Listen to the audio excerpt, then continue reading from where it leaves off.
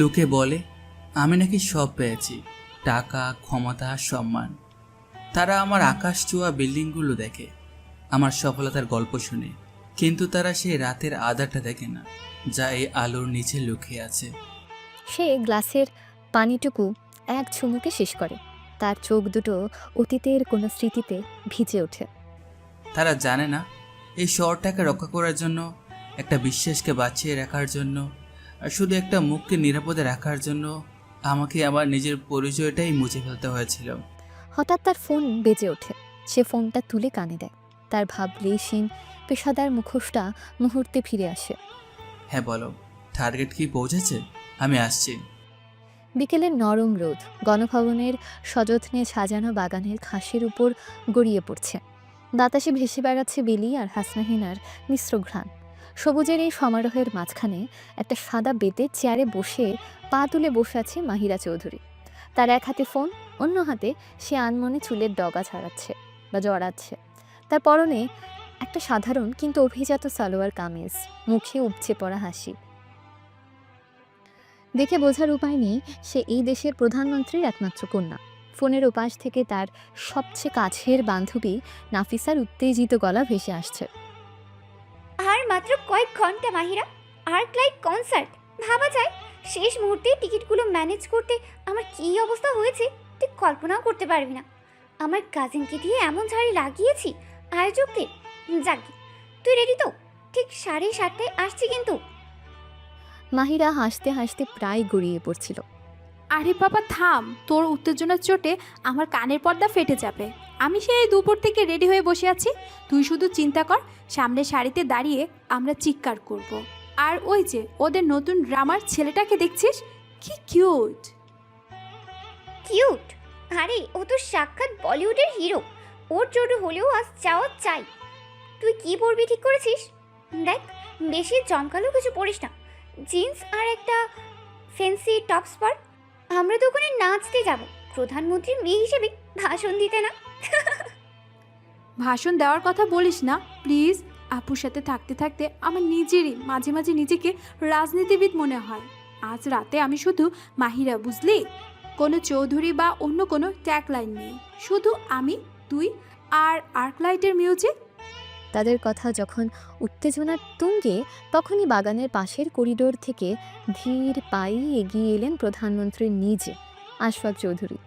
তার মুখে ক্লান্তির ছাপ থাকলেও মেয়ের হাসি মুখ দেখে মুহূর্তে তা মিলিয়ে গেল।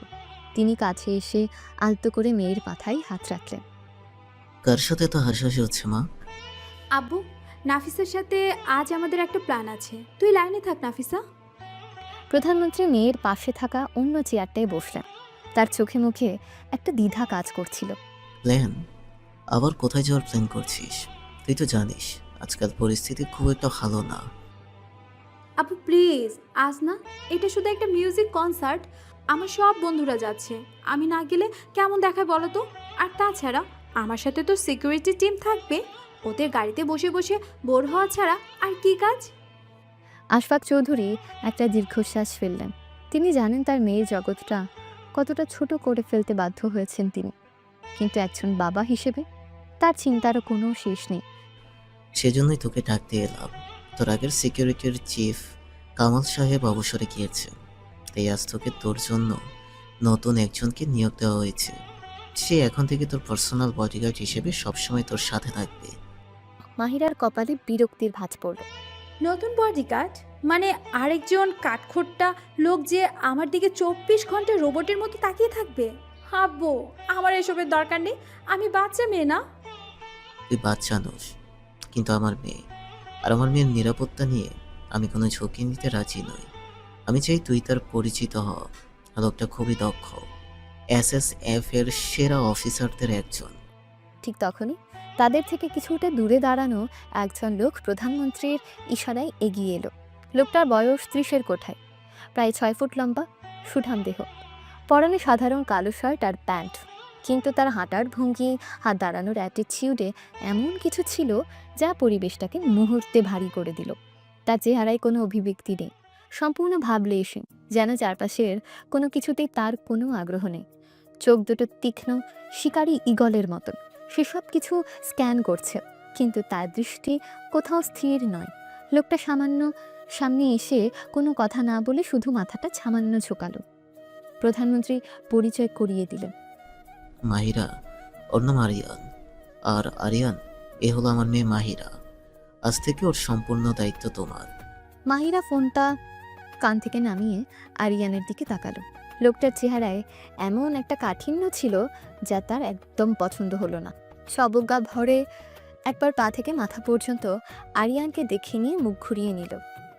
হো আচ্ছা। মাহিরা দায়সারাভাবে জবাব দিল।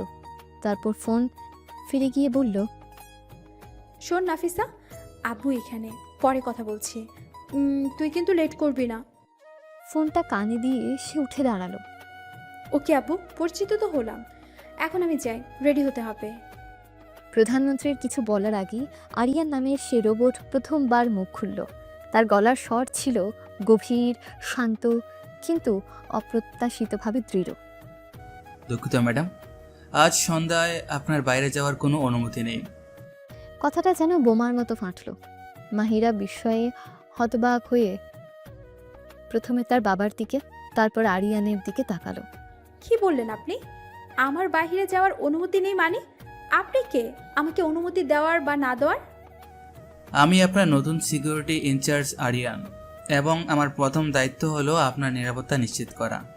আজকের কনসার্টটি একটি উন্মুক্তকর জায়গায় হচ্ছে এবং সেখানে প্রচুর মানুষের ভিড় থাকবে। ইন্টেলিজেন্স রিপোর্ট অনুযায়ী এই ধরনের জনবহুল জায়গায় আপনার জন্য থ্রেট লেভেল হাই, তাই আজকের প্ল্যানটা বাতিল করতে হচ্ছে। কি? আপনি একজন সামান্য বডিগার্ড হয়ে আদেশ দিচ্ছেন, তাও আবার আমার বাবার সামনে? OMG, আব্বু তুমি কিছু বলছো না কেন? এই লোকটা এসব কি বলছে? আমি ওর কোনো রিপোর্ট মানি না। আমি যাব মানে যাবই, ব্যাস। আশফাক চৌধুরী একটু অস্বস্তিতে পড়লেন। তিনি মেয়ের জেদ সম্পর্কে জানেন, কিন্তু আরিয়ানের পেশাদারিত্বকেও তিনি সম্মান করেন। মা, আরিয়ান যা বলছে তা তোর জন্যই ভালো। ও যখন ঝুঁকি দেখছে। ঝুঁকি? কিসের ঝুঁকি? এই যে মিস্টার আরিয়ান, আমার জীবনের সবচেয়ে বড় ঝুঁকি তো এখন আপনি। আপনি আমার নিঃশ্বাস নেওয়াটাও বন্ধ করে দিবেন দেখছি। একটা কনসার্টে গেলে কি এমন হয়ে যাবে? আমার দম বন্ধ হয়ে আসছে এভাবে বাঁচতে বাঁচতে। সে আরিয়ানের দিকে তীব্র চোখে তাকিয়ে বলল, শুনুন মিস্টার, আপনি আপনার কাজ করুন, আমাকে আমার জীবন চালাতে দিন। আমি কোথায় যাব আর কোথায় যাব না সেটা আপনি ঠিক করার কে? আপনার সীমা লঙ্ঘন করবেন না। ম্যাডাম, আমার সীমা হলো আপনার চারপাশে একটি নিরাপরাধ বলয় তৈরি করা, আর সেই বলয়ের ভিতরের থেকে আপনি যা খুশি করতে পারবেন। কিন্তু যখনই আপনি সেই বলয়ের বাইরে যেতে চাইবেন, যা আপনার জন্য অনিরাপদ, তখনই আমার দায়িত্ব আপনাকে থামানো। এবং বিশ্বাস করুন, আমি আমার দায়িত্ব পালনে কোনো রকম আপোষ করি না। হো, তাই নাকি? তাহলে তো আপনি ভুল চাকরিতে চলে এসেছেন। আপনার তো জেলখানার জেলার হওয়া উচিত ছিল। আমার জন্য একজন বডিগার্ড দরকার, জেলার না। সে আর কোনো কথা না বাড়িয়ে হনহন করে বাড়ির ভেতরের দিকে হাঁটতে শুরু করলো। তার ভাবটা এমন যে সে আরিয়ানের অস্তিত্বকেই অস্বীকার করছে। যেতে যেতে বিড়বিড় করে বলে, আমি ঠিকই রিসোর্টে যাব, দেখি কে আমাকে আটকায়। কিন্তু দরজার কাছে পৌঁছানোর আগেই আরিয়ান অবিশ্বাস্য দ্রুততায় অথচ শান্তভাবে তার পথ আগলে দাঁড়ালো। সে মাহিরার শরীর স্পর্শ করেনি, কিন্তু তার দাঁড়ানোর ভঙ্গিটাই ছিল একটা দুর্ভেদ্য প্রাচীরের মতো। আমি আবারও দুঃখ প্রকাশ করছি ম্যাডাম, কিন্তু আপনি এখন বাইরে যেতে পারবেন না। মাহিরা থমকে দাঁড়ালো। লোকটার স্পর্ধা দেখে তার মাথায় আগুন জ্বলে গেল। সে প্রায় ফিসফিস করে বলল, আমার পথ থেকে সরুন। আমি পারছি না। আমি শেষবারের মতো বলছি, আমার সামনে থেকে সরুন, নয়তো খুব খারাপ হবে। আপনি জানেন আমি কে? আমি খুব ভালো করে জানি আপনি কে। আপনি মাননীয় প্রধানমন্ত্রীর মেয়ে, আর ঠিক সে কারণেই আমার দায়িত্ব আরও অনেক বেশি। আপনার একটা ছোট ভুলের জন্য পুরো দেশের নিরাপত্তার প্রশ্নের মুখে পড়তে পারে। আপনি কি সেটা চান? কথার প্যাচে মাহিরা যেন আটকে গেল। লোকটা শুধু শক্তিশালী বা কঠোরই নয়, অসম্ভব ধূর্ত। সে এমনভাবে কথা বলছে যেন মাহিরাই দেশের জন্য হুমকি। অসাধারণ, বাহ, কি দারুণ যুক্তি। তাহলে তো আমার ঘর থেকেও বের হওয়া উচিত না, তাই না? কারণ আমি প্রধানমন্ত্রীর মেয়ে। আমার নিঃশ্বাস নেওয়াটাও হয়তো দেশের জন্য ঝুঁকিপূর্ণ। আপনি একটা আস্ত রোবট, একটা বিরক্তকর আবেগহীন যন্ত্র। পথ ছাড়ুন। এই পর্যায়ে আশফাক চৌধুরী পরিস্থিতি সামাল দিতে এগিয়ে এলেন। মাহিরা, যথেষ্ট হয়েছে। আরিয়ানের সাথে এভাবে কথা বলবি না। ওর দায়িত্ব পালন করছে। আজকের মতো প্ল্যানটা বাদ দে মা। আমি কথা দিচ্ছি, খুব তাড়াতাড়ি তোকে আমি ভালো কোথাও ঘুরতে নিয়ে যাব। বাবার কথায় মাহিরার শেষ আশাটুকু নিভে গেল। সে বুঝতে পারল এই দুর্ভেদ্য প্রাচীর ভাঙা আজ আর সম্ভব নয়। তার চোখ দুটো অভিমানে ছলছল করে উঠল। সে আরিয়ানের দিকে ঘৃণা ভরা দৃষ্টিতে একবার তাকিয়ে প্রায় দৌড়ে নিজের ঘরের দিকে চলে গেল। যাওয়ার আগে শুধু বলে গেল, আমি তোমাদের কাউকে সহ্য করতে পারছি না। তোমরা সবাই একটা অসহ্যকর যন্ত্র। মাহিরা চলে যাওয়ার পর বাগানে নেমে এলো এক অস্বস্তিকর নীরবতা। প্রধানমন্ত্রী তার নতুন বডিগার্ডের দিকে তাকালেন। আমি দুঃখিত আরিয়ান, ও আসলে এটা স্বাভাবিক স্যার, আমার অভ্যাস আছে, আপনি চিন্তা করবেন না। এখন থেকে ম্যাডামের নিরাপত্তা আমার জিম্মেদারি। তার কথায় এমন এক আত্মবিশ্বাস ছিল যা আশফাক চৌধুরীকে আশ্বস্ত করল। তিনি জানেন তিনি সঠিক মানুষকেই বেছে নিয়েছেন। আর মাহফুজ ওরফে আরিয়ান দূর থেকে মাহিরার মিলিয়ে যাওয়া পথের দিকে তাকিয়ে রইল। তার মুখে কোনো অভিব্যক্তি নেই, কিন্তু তার মনের ভেতরে চলছিল অন্য এক ঝড়। মনে মনে ভাবে, আমি জানি এই জেদি অভিমানী রাজকন্যাকে সামলানো সহজ হবে না, কিন্তু রাশিদ খানের ভয়ঙ্কর পরিকল্পনা থেকে এই মেয়েকে রক্ষা করতে হলে আমাকে এই কঠোর বর্মটা পরে থাকতে হবে। খুনসুটি আর মানসিক দ্বন্দ্বের যে খেলাটা আজ শুরু হলো তা যে আরও অনেক দূর করাবে, সেটা সে প্রথম দিনই বুঝে গিয়েছিল। পরের দিন ভোরের আলো ফোটার সাথে সাথেই মাহিরার ঘুম ভেঙে গিয়েছিল। তবে ঘুম ভাঙার পর তার মেজাজ ভালো হওয়ার বদলে আরও বিগড়ে গেল। সারা রাত তার কানে শুধু একটা কথাই বেজেছে, দুঃখিত ম্যাডাম, আপনি যেতে পারবেন না। আরিয়ানের সেই ভাবলেশীন মুখটা মনে পড়তেই তার রক্ত গরম হয়ে উঠেছিল। মাহিরা আয়নার সামনে দাঁড়িয়ে বিড়বিড় করছিল, আমাকে নিয়ম শেখাও? হাহ, একটা সামান্য বডিগার্ড হয়ে এত বড় স্পর্ধা। আজ আমি দেখব তার নিয়ম কত দূর চলে। এই ভেবেই সে একটা বিদ্রোহ ঘোষণা করল। আলমারি থেকে সে তার সবচেয়ে উজ্জ্বল, সবচেয়ে আকর্ষণীয় পোশাকটা বের করলো। একটা চমৎকার হলুদ রঙের কুর্তি আর সাদা প্লাজো। এই রঙটা আরিয়ানের ওই কালো শার্টের মতো বিষণ্ণ চেহারার উপর একটা জবাব হবে। আমাকে ইনকনফিকুয়েন্স থাকতে বলেছিল, তাই না? আজ আমি এতটাই কনসিকুয়েন্স হব যে পুরো ঢাকা শহর আমার দিকে তাকিয়ে থাকবে।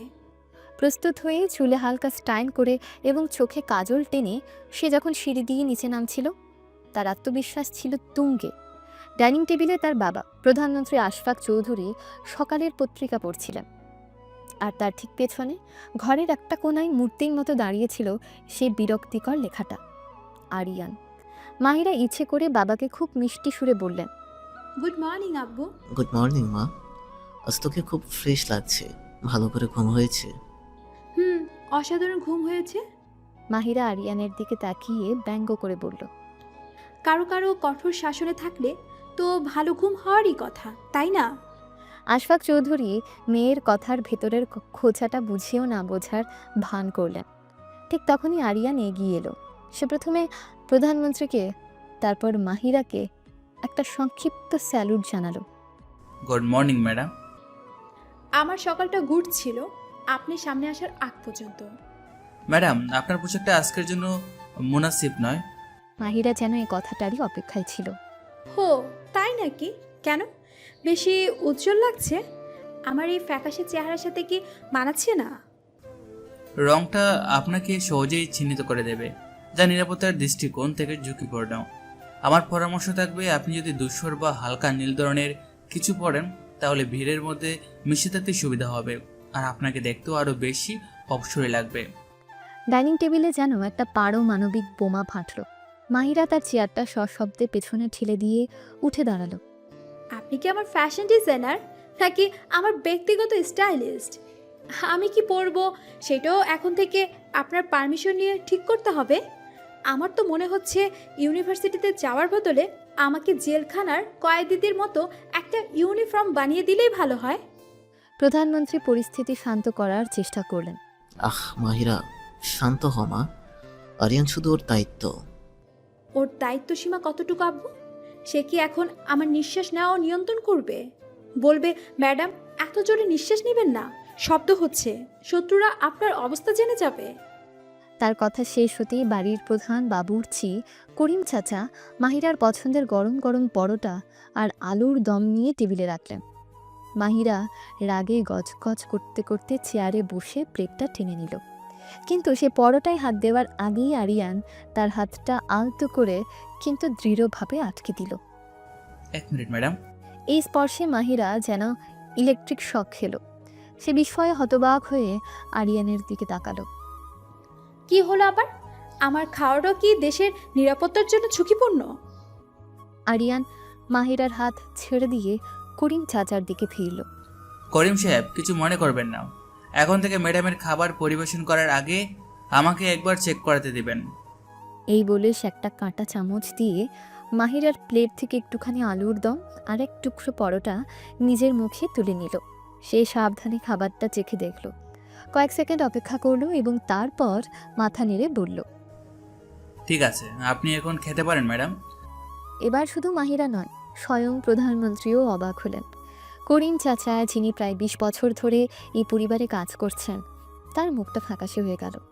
মাহিরা চেয়ার থেকে লাফিয়ে উঠল, তার চোখ দিয়ে যেন আগুন ঝরছে। আপনার সাহস হয় কী করে? আপনি আমার প্লেট থেকে আমার সামনে আমার খাবার মুখে দিলেন? ছি, কি অসভ্যতা এটা! আপনি নিজেকে কি মনে করেন? এটাকে অসভ্যতা বলে না ম্যাডাম, এটাকে বলে ফুড সেফটি প্রোটোকল। গুরুত্বপূর্ণ ব্যক্তিদের খাবারের নিরাপত্তা নিশ্চিত করার এটা একটা পদ্ধতি। আমি শুধু আমার দায়িত্ব পালন করছি। মাহিরা চিৎকার করে উঠল, দায়িত্ব, দায়িত্ব, দায়িত্ব! আমার ব্যক্তিগত স্বাধীনতায় হস্তক্ষেপ করা আপনার দায়িত্ব? আমার প্লেটে নজর দেওয়া আপনার দায়িত্ব? আমার পোশাক নিয়ে মন্তব্য করা আপনার দায়িত্ব? আমি এই তথাকথিত নিরাপত্তা চাই না। আপনার মতো একজন নজরদারি লোক আমার দরকার নেই। আমার খিদে মরে গেছে। সে আর এক মুহূর্তও সেখানে দাঁড়ালো না। বলে সে নিজের হ্যান্ডব্যাগটা তুলে নিয়ে দরজার দিকে এগোতে লাগলো। ম্যাডাম, আপনার ইউনিভার্সিটি যাওয়ার সময় এখনো 10 মিনিট বাকি। আমার যখন ইচ্ছে আমি তখন যাব। আপনি আমাকে অর্ডার দেওয়ার কে? আমি আপনাকে অর্ডার দিচ্ছি না, শুধু জানাচ্ছি। আরিয়ান শান্তভাবে তার পথ আগলে দাঁড়ালো। এবং যাওয়ার আগে আপনার ব্যাগটা আমাকে একবার চেক করতে হবে। এটাই ছিল শেষ বিন্দু। মাহিরার ধৈর্যের বাঁধ এবার পুরোপুরি ভেঙে গেল। সে তার দামি লেদারের হ্যান্ডব্যাগটা সজোরে সামনে টি টেবিলের উপর ছুঁড়ে মারল। ব্যাগ থেকে তার লিপস্টিক, পারফিউম ও আলোর ছিটকে বেরিয়ে পড়ল। নিন, চেক করুন, ভালো করে চেক করুন। দেখুন এর ভিতরে কোনো গ্রেনেড বা একে 47 লুকিয়ে রেখেছে কিনা। দরকার হলে আমাকে তল্লাশি করুন। হয়তো আমার জামার ভেতরে আমি কোনো পারমাণবিক বোমা নিয়ে যাচ্ছি। পুরো ঘরটা নিস্তব্ধ হয়ে গেল। প্রধানমন্ত্রী হতভম্ব হয়ে বসে রইলেন। আরিয়ান মাহিরার এই তীব্র প্রতিক্রিয়ার জন্য এক মুহূর্ত অপেক্ষা করল। তারপর কোনো রকম ভাবান্তর ছাড়াই সে নিচে ঝুঁকে পড়ে জিনিসগুলো তুলে ব্যাগে ভরতে লাগলো। সে অত্যন্ত পেশাদারিত্বের সাথে ওয়ালেটের প্রতিটি খাপ, লিপস্টিকের ঢাকনা পর্যন্ত পরীক্ষা করলো। পুরো প্রক্রিয়াটি শেষ করে সে ব্যাগটা মাহিরার দিকে এগিয়ে দিয়ে বলল, সব ঠিক আছে, ধন্যবাদ সহযোগিতা করার জন্য। আমরা এখন বের হতে পারি। তার এই বরফ শীতল আচরণ, এই অটুট পেশাদারিত্ব মাহিরার ক্রোধকে যেন উপহাস করছিল। মাহিরা কোনো কথা না বলে ব্যাগটা প্রায় ছিনিয়ে নিল। তারপর আরিয়ানের দিকে এমন এক দৃষ্টিতে তাকালো যেন সে তাকে এখনই পুড়িয়ে ছাই করে দেবে। এরপর একটু শব্দ না করে সে হনহন করে বারান্দার দিকে চলে গেল। প্রধানমন্ত্রী দীর্ঘশ্বাস ফেলে আরিয়ানের দিকে তাকিয়ে বললেন, একটু বেশি হয়ে যাচ্ছে না আরিয়ান? স্যার, নিরাপত্তা কোনো কিছুই বেশি হয় না। ম্যাডামকে এটা যত তাড়াতাড়ি বোঝানো যাবে ততই তার জন্য মঙ্গল, আর আমার জন্যও। এই বলে সে প্রধানমন্ত্রীর কাছ থেকে বিদায় নিয়ে মাহিরার পেছন পেছন বেরিয়ে গেল। আজকের দিনটা যে আরও অনেক নাটকীয় হতে চলেছে তার স্পষ্ট ইঙ্গিত সকালটা দিয়েই গেল। গণভবন থেকে ঢাকা বিশ্ববিদ্যালয় পর্যন্ত পুরো রাস্তাটা মাহিরা আর আরিয়ানের মাঝে এক অস্বস্তিকর নীরবতা বিরাজ করছিল। মাহিরা ইচ্ছে করে জানলার বাইরে তাকিয়েছিল, এমনভাবে যেন গাড়ির ভেতরে দ্বিতীয় কোনো ব্যক্তির অস্তিত্বই নেই। তার মনের ভেতর গত রাতের কনসার্টে যেতে না পারা আর সকালের রাগটা তখনও গনগনে আগুনের মতো জ্বলছিল। অন্যদিকে আরিয়া নির্বিকারভাবে সামনের দিকে তাকিয়েছিল। তার চেহারায় কোনো অনুভূতির লেশমাত্র নেই। সে শুধু তার কাজ করে যাচ্ছে, যা মাহিরাকে আরও বেশি করে জ্বালাচ্ছিল। গাড়িটা ইউনিভার্সিটির কলা ভবনের সামনে এসে থামল। মাহিরা নামার জন্য দরজা খুলতে আরিয়ান শান্ত গলায় বলল, ম্যাডাম, আজ আপনি সোজা ডিপার্টমেন্টে যাবেন। ক্লাস শেষ করে সোজা লাইব্রেরি। ওখান থেকে আমি আপনাকে পিক করব। ক্যাম্পাসের ভেতরে অপ্রয়োজনীয় ঘোরাঘুরি করবেন না। আপনি কি আমাকে আমার ইউনিভার্সিটি তো নির্দেশনা দিবেন? আমি কোথায় যাব, কার সাথে কথা বলবো, সেটাও কি আপনার কাছ থেকে লিখে আনতে হবে? যদিও প্রয়োজন হয় তাহলে সেটাও করা হবে। আমার কাজ হলো সম্ভাব্য সব ঝুঁকি এড়িয়ে চলা, আর আপনার অবাধ বিচরণ সেই ঝুঁকির মাত্রা বাড়িয়ে দেয়। অবিশ্বাস্য, আপনি একটা আস্ত। মাহিরা দাঁতে দাঁত চেপে নিজেকে সামলে নিল। প্রকাশ্য স্থানে সিন ক্রিয়েট করতে সে চায় না। সে শুধু ঘৃণা ভরা দৃষ্টিতে একবার আরিয়ানের দিকে তাকিয়ে প্রায় দৌড়ে নিজের ডিপার্টমেন্টের দিকে চলে গেল। তার বান্ধবী নাফিসা করিডোরে অপেক্ষা করছিল। কি রে, তোর মুখটা এমন বাংলার পাঁচের মতো হয়ে আছে কেন? ওই নতুন রোবটটা আবার কি কিছু বলেছে নাকি? আর বলিস না, লোকটা আমার নিঃশ্বাস নেওয়ার উপরেও ট্যাক্স বসিয়ে দিবে একদিন। আমাকে নাকি ক্যাম্পাসও ঘোরাঘুরি করতে মানা করছে, ক্লাস করে সোজা লাইব্রেরি। ভাবা যায়, আমি কি কেজি স্কুলের বাচ্চা? আহারে বেচারি রাজকন্যা। যাই হোক, বাদ দিও সব। চল চারুকলার ক্যান্টিনে গিয়ে বসি। ক্লাস শুরু হতেই এখনো 20 মিনিট বাকি, আর রনি ভাইয়ের স্পেশাল দুধ চা না খেলে দিনটা শুরুই হয় না। মাহিরা একবার ইতস্তত করল, তারপর জেদের বসে বলল, চল দেখব ওই লোকটা আমাকে কিভাবে আটকায়। চারুকলার ক্যান্টিন সবসময় ছাত্রছাত্রীদের ভিড়ে মুখর থাকে। মাহিরা আর নাফিসা একটা কোণার টেবিল খুঁজে নিয়ে বসলো। তারা যখন চায়ে চুমুক দিতে দিতে গত রাতে কনসার্টের গল্প করছিল, ঠিক তখনই ক্যাম্পাসের কুখ্যাত সিনিয়রদের একটা দল তাদের টেবিলের দিকে এগিয়ে গেল। দলটার নেতৃত্ব ছিল ছাত্র সংসদের প্রভাবশালী নেতার ছোট ভাই আরাফাত। ক্ষমতার দাপটে সে ক্যাম্পাসে যা খুশি তাই করে বেড়ায়। আরাফাত এসে সরাসরি মাহিরার সামনের চেয়ারটা টেনে বসল। তার মুখে একটা বিদ্রুপাত্মক হাসি। কি খবর প্রিন্সেস? আমাদের মতো সাধারণদের সাথে আজ দেখছি চা খেতে ইচ্ছে হয়েছে। মাহিরা বিরক্ত হলেও নিজেকে সংযত করল। আরাফাত ভাই, আপনি এখানে কিছু বলবেন? আরে না না, তেমন কিছু না। শুধু ভাবছিলাম প্রধানমন্ত্রীর মেয়ে হয়ে আপনার তো কোনো কিছুর অভাব থাকার কথা না। চাইলেই তো বাড়িতে প্যারিস থেকে কফি আনিয়ে খেতে পারেন।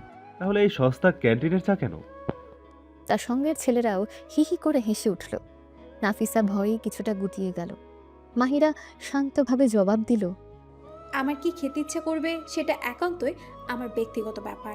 আরাফাত ভাই, আশা করি এটা নিয়ে আপনার কোনো সমস্যা নেই। সমস্যা? আমার আবার কিসের সমস্যা? আরাফাত ঝুঁকে এসে টেবিলের উপর হাত রাখল। তার গলার স্বরটা এবার কিছুটা চটুল শোনালো। সমস্যা তো অন্য জায়গায় মাহিরা। তুমি এত সুন্দর, এত প্রভাবশালী একজনের মেয়ে, অথচ আমাদের দিকে ফিরেও তাকাও না। এটা তো ঠিক না। মাঝে মাঝে আমাদের মতো ছেলেদেরকেও একটু পাত্তা দিতে হয়, বুঝলে? আপনার বলা শেষ হয়েছে? আমার ক্লাস আছে। সে উঠে দাঁড়াতে গেলেই আরাফাতের এক বন্ধু ফয়সাল তার পথ আগলে দাঁড়ালো। আরে আরে, এত তারা কিসের? প্রিন্সেসের সাথে দুটো কথা বলবো। সেই ভাগ্যটাও কি আমাদের হবে না? পরিস্থিতি ক্রমশ উত্তপ্ত হয়ে উঠছিল। ক্যান্টিনের অন্য ছাত্রছাত্রীরা তাকাচ্ছিল, কিন্তু আরাফাতের ভয়ে কেউ এগিয়ে আসার সাহস করছিল না। মাহিরা বুঝতে পারছিল সে একা এদের সাথে পেরে উঠবে না। ঠিক সেই মুহূর্তে ক্যান্টিনের দরজায় এসে দাঁড়ালো আরিয়ান। সে কতক্ষণ ধরে সেখানে ছিল কেউ জানে না। সে কোনো তাড়াহুড়ো করল না, কোনো চিৎকারও করল না, শুধু ধীর পায়ে তাদের টেবিলের দিকে এগিয়ে এলো। তার উপস্থিতিটাই যেন পরিবেশটাকে শীতল করে দিল। আরাফাত তাকে দেখে ভ্রু কুঁচকে বলল, এটা আবার কে? নতুন চামচা নাকি? আরিয়ান আরাফাতের কথায় কোনো পাত্তা না দিয়ে সরাসরি মাহিরার পাশে এসে দাঁড়ালো। তারপর অত্যন্ত শান্ত এবং পেশাদার গলায় আরাফাতের দিকে তাকিয়ে বলল, আসসালামু আলাইকুম, আমি আরিয়ান, ম্যাডামের পার্সোনাল সিকিউরিটি। আরাফাত ভাই, তাই তো? আপনার সম্পর্কে অনেক শুনেছি। আপনি তো ক্যাম্পাসে একজন সম্মানিত বড় ভাই। আপনার কাছ থেকে জুনিয়ররা অনেক কিছু শেখে। প্রশংসা শুনে আরাফাতের অহংকারী মনটা একটু নরম হলো। সে ভাব দেখালো, তা তো বটেই। তা তুমি কি বলতে চাও? বলতে চাই যে আপনি হয়তো একটা ছোট বিষয় জানেন না। সম্প্রতি প্রধানমন্ত্রীর কার্যালয় থেকে university anti harassment special protocol নামে একটা নতুন নিয়ম চালু হয়েছে। নিয়মটা হলো, প্রধানমন্ত্রীর পরিবারের কোনো সদস্যের সাথে যদি কোনো শিক্ষার্থী নির্দিষ্ট দূরত্বের চেয়ে বেশি সময় ধরে অপ্রয়োজনীয় কথাবার্তা বলে, তাহলে সেটা স্বয়ংক্রিয়ভাবে পটেনশিয়াল থ্রেট হিসেবে রেকর্ড করা যায়। আরাফাত এবং তার বন্ধুরা একে অপরের দিকে চাওয়াচাবি করতে লাগলো। মানে এসব বলছো কি? এসব আবার কেমন নিয়ম? এটা একটা নিরাপত্তাজনিত প্রোটোকল ভাই। দেখুন, ওই যে কোনা সিসিটিভি ক্যামেরাটা, ওটা সরাসরি পিএম এর সার্ভারের সাথে কানেক্টেড। আপনারা প্রায় 7 মিনিট ধরে ম্যাডামের সাথে কথা বলেছেন এবং তার যাওয়ার পথে বাধা সৃষ্টি করেছেন। আমার হাতের এই ডিভাইসের মাধ্যমে একটা অ্যালার্ট চলে এসেছে। এখন নিয়ম অনুযায়ী আমাকে আপনাদের সবার স্টুডেন্ট আইডি কার্ডের ছবি তুলে একটা রিপোর্ট ফাইল করতে হবে। এটা জাস্ট একটা ফর্মালিটি। রিপোর্টের নাম হবে ইনসিডেন্ট 302 আনঅথরাইজড পার্সোনাল এনগেজমেন্ট। আরিয়ানের কথাগুলো ছিল আগাগোড়া বানানো, কিন্তু সে এমন আত্মবিশ্বাসের সাথে বলছিল যে উপস্থিত সবার কাছেই তা সত্যি বলে মনে হচ্ছিল। আরাফাতের মতো ছেলেরা মারামারি করতে ভয় পায় না, কিন্তু অফিসিয়াল ফাইল, রিপোর্ট বা প্রধানমন্ত্রীর কার্যালয়ের মতন শব্দগুলো তাদের ভয় পাইয়ে দেওয়ার জন্য যথেষ্ট। ফয়সালের নামের ছেলেটা তোতলাতে তোতলাতে বলল, রিপোর্ট মানে? আমরা তো শুধু কথাই বলছিলাম। আমি তো সেটাই বলছি। আমি জানি আপনারা কোনো খারাপ উদ্দেশ্যে কিছু করেননি, কিন্তু সিস্টেম তো সিস্টেমই, তাই না? এখন আমি যদি রিপোর্ট ফাইল না করি তাহলে আমার চাকরি থাকবে না। আপনারা তো আর সেটা চাইবেন না, তাই না? শুধু আপনাদের আইডি কার্ডগুলো দিন, আমি একটা ছবি তুলে নিই, ব্যাস। আরাফাতের চেহারাটা দেখার মতো হয়েছিল। যে ছেলে একটু আগে বাঘের মতো গর্জন করছিল, সে এখন বিড়ালের মতন মিউ মিউ করছে। পিএমওতে রিপোর্ট ফাইল হওয়ার অর্থ কি হতে পারে সেটা ভাবতে গিয়েই তার গলা শুকিয়ে গেল। না না ভাই, আইডি কার্ডের দরকার নেই। আমরা তো এমনিতেই কথা বলছিলাম, বুঝতে পারিনি যে এত নিয়মকানুন আছে। সে মাহিরার দিকে তাকিয়ে জোর করে হেসে বলল, সরি মাহিরা, আমরা আসলে তোমার সাথে একটু পরিচিত হতে চেয়েছিলাম, অন্যভাবে নিও না। আমরা তাহলে আসি। এই বলে আরাফাত এবং তার দল প্রায় দৌড়ে ক্যান্টিন থেকে বেরিয়ে গেল। মাহিরা এবং নাফিসা বিস্ময়ে হতবাক হয়ে পুরো ঘটনাটা দেখল। কোনো মারামারি নয়, কোনো চিৎকার নয়, শুধু কথার প্যাচে লোকটা এমনভাবে পরিস্থিতি সামাল দিল যা ছিল অবিশ্বাস্য। আরিয়ান এবার মাহিরার দিকে ফিরল। তার মুখে সে একই ভাবলেশীন অভিব্যক্তি। আমি বলেছিলাম ক্যাম্পাসে অপ্রয়োজনীয় ঘোরাঘুরি না করতে। আমার কথা না শুনলে এই ধরনের ফর্মালিটির মুখোমুখি আপনাকে প্রায়ই হতে হবে। চলুন, আপনার ক্লাসের সময় হয়ে গেছে। মাহিরা কোনো কথা বলতে পারল না। সে শুধু আরিয়ানের পেছন পেছন হেঁটে চলল। তার বিরক্তিটা কখন যেন বিস্ময় এবং এক ধরনের শ্রদ্ধায় পরিণত হতে শুরু করেছে সে নিজেও টের পায়নি। ক্লাস শেষ হওয়ার পর মাহিরা লাইব্রেরির দিকে যাচ্ছিল। আরিয়ান তার থেকে নির্দিষ্ট দূরত্ব বজায় রেখে পেছনে পেছনে আসছিল। মাহিরা আজ ইচ্ছে করে একটু ধীর পায়ে হাঁটছিল, লোকটাকে পর্যবেক্ষণ করার জন্য। সে কি শুধু একজন বডিগার্ডের এত বুদ্ধি আর সাহস থাকে? হঠাৎ আরিয়ানের পকেটে থাকা ফোনটা বেজে উঠল। ফোনটা সাধারণ কোনো ফোন ছিল না, অত্যাধুনিক এবং দামি একটা মডেল যা মাহিরার চোখ এড়াল না। আরিয়ান ফোনটা কানে দিয়ে ইংরেজিতে কথা বলতে শুরু করলো। Yes, Mr. Emato, I am listening. What? The board rejected the proposal? On what grounds? Ridiculous? Their valuation makes no sense. Tell our legal team to counter their offer immediately. And listen, that 30 billion yen investment for the new semiconductor plant. It must be finalized by Friday. I don't care how you do it. Just get it done.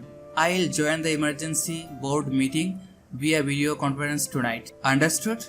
ফোনের অপর প্রান্তের কথা শোনা না গেলেও আরিয়ানের কথার বিষয়বস্তু শুনে মাহিরার চোখ দুটো গোল গোল হয়ে গেল। মনে মনে বলে, board meeting, billionaire, semi commander plant, এসব কি বলছে লোকটা? একজন বডিগার্ডের জীবনে এসব শব্দ কোথা থেকে আসবে? আরিয়ান কথা শেষ করে ফোনটা পকেটে রাখতেই দেখল মাহিরা তার দিকে বড় বড় চোখে তাকিয়ে আছে। তার চোখে হাজারো প্রশ্ন।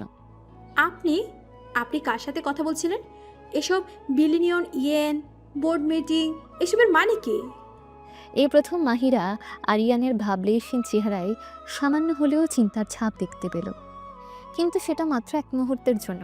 পরক্ষণে সে নিজেকে সামলে নিল এবং অত্যন্ত শান্তভাবে মাহিরার দিকে তাকালো। ওহ, ওইটা?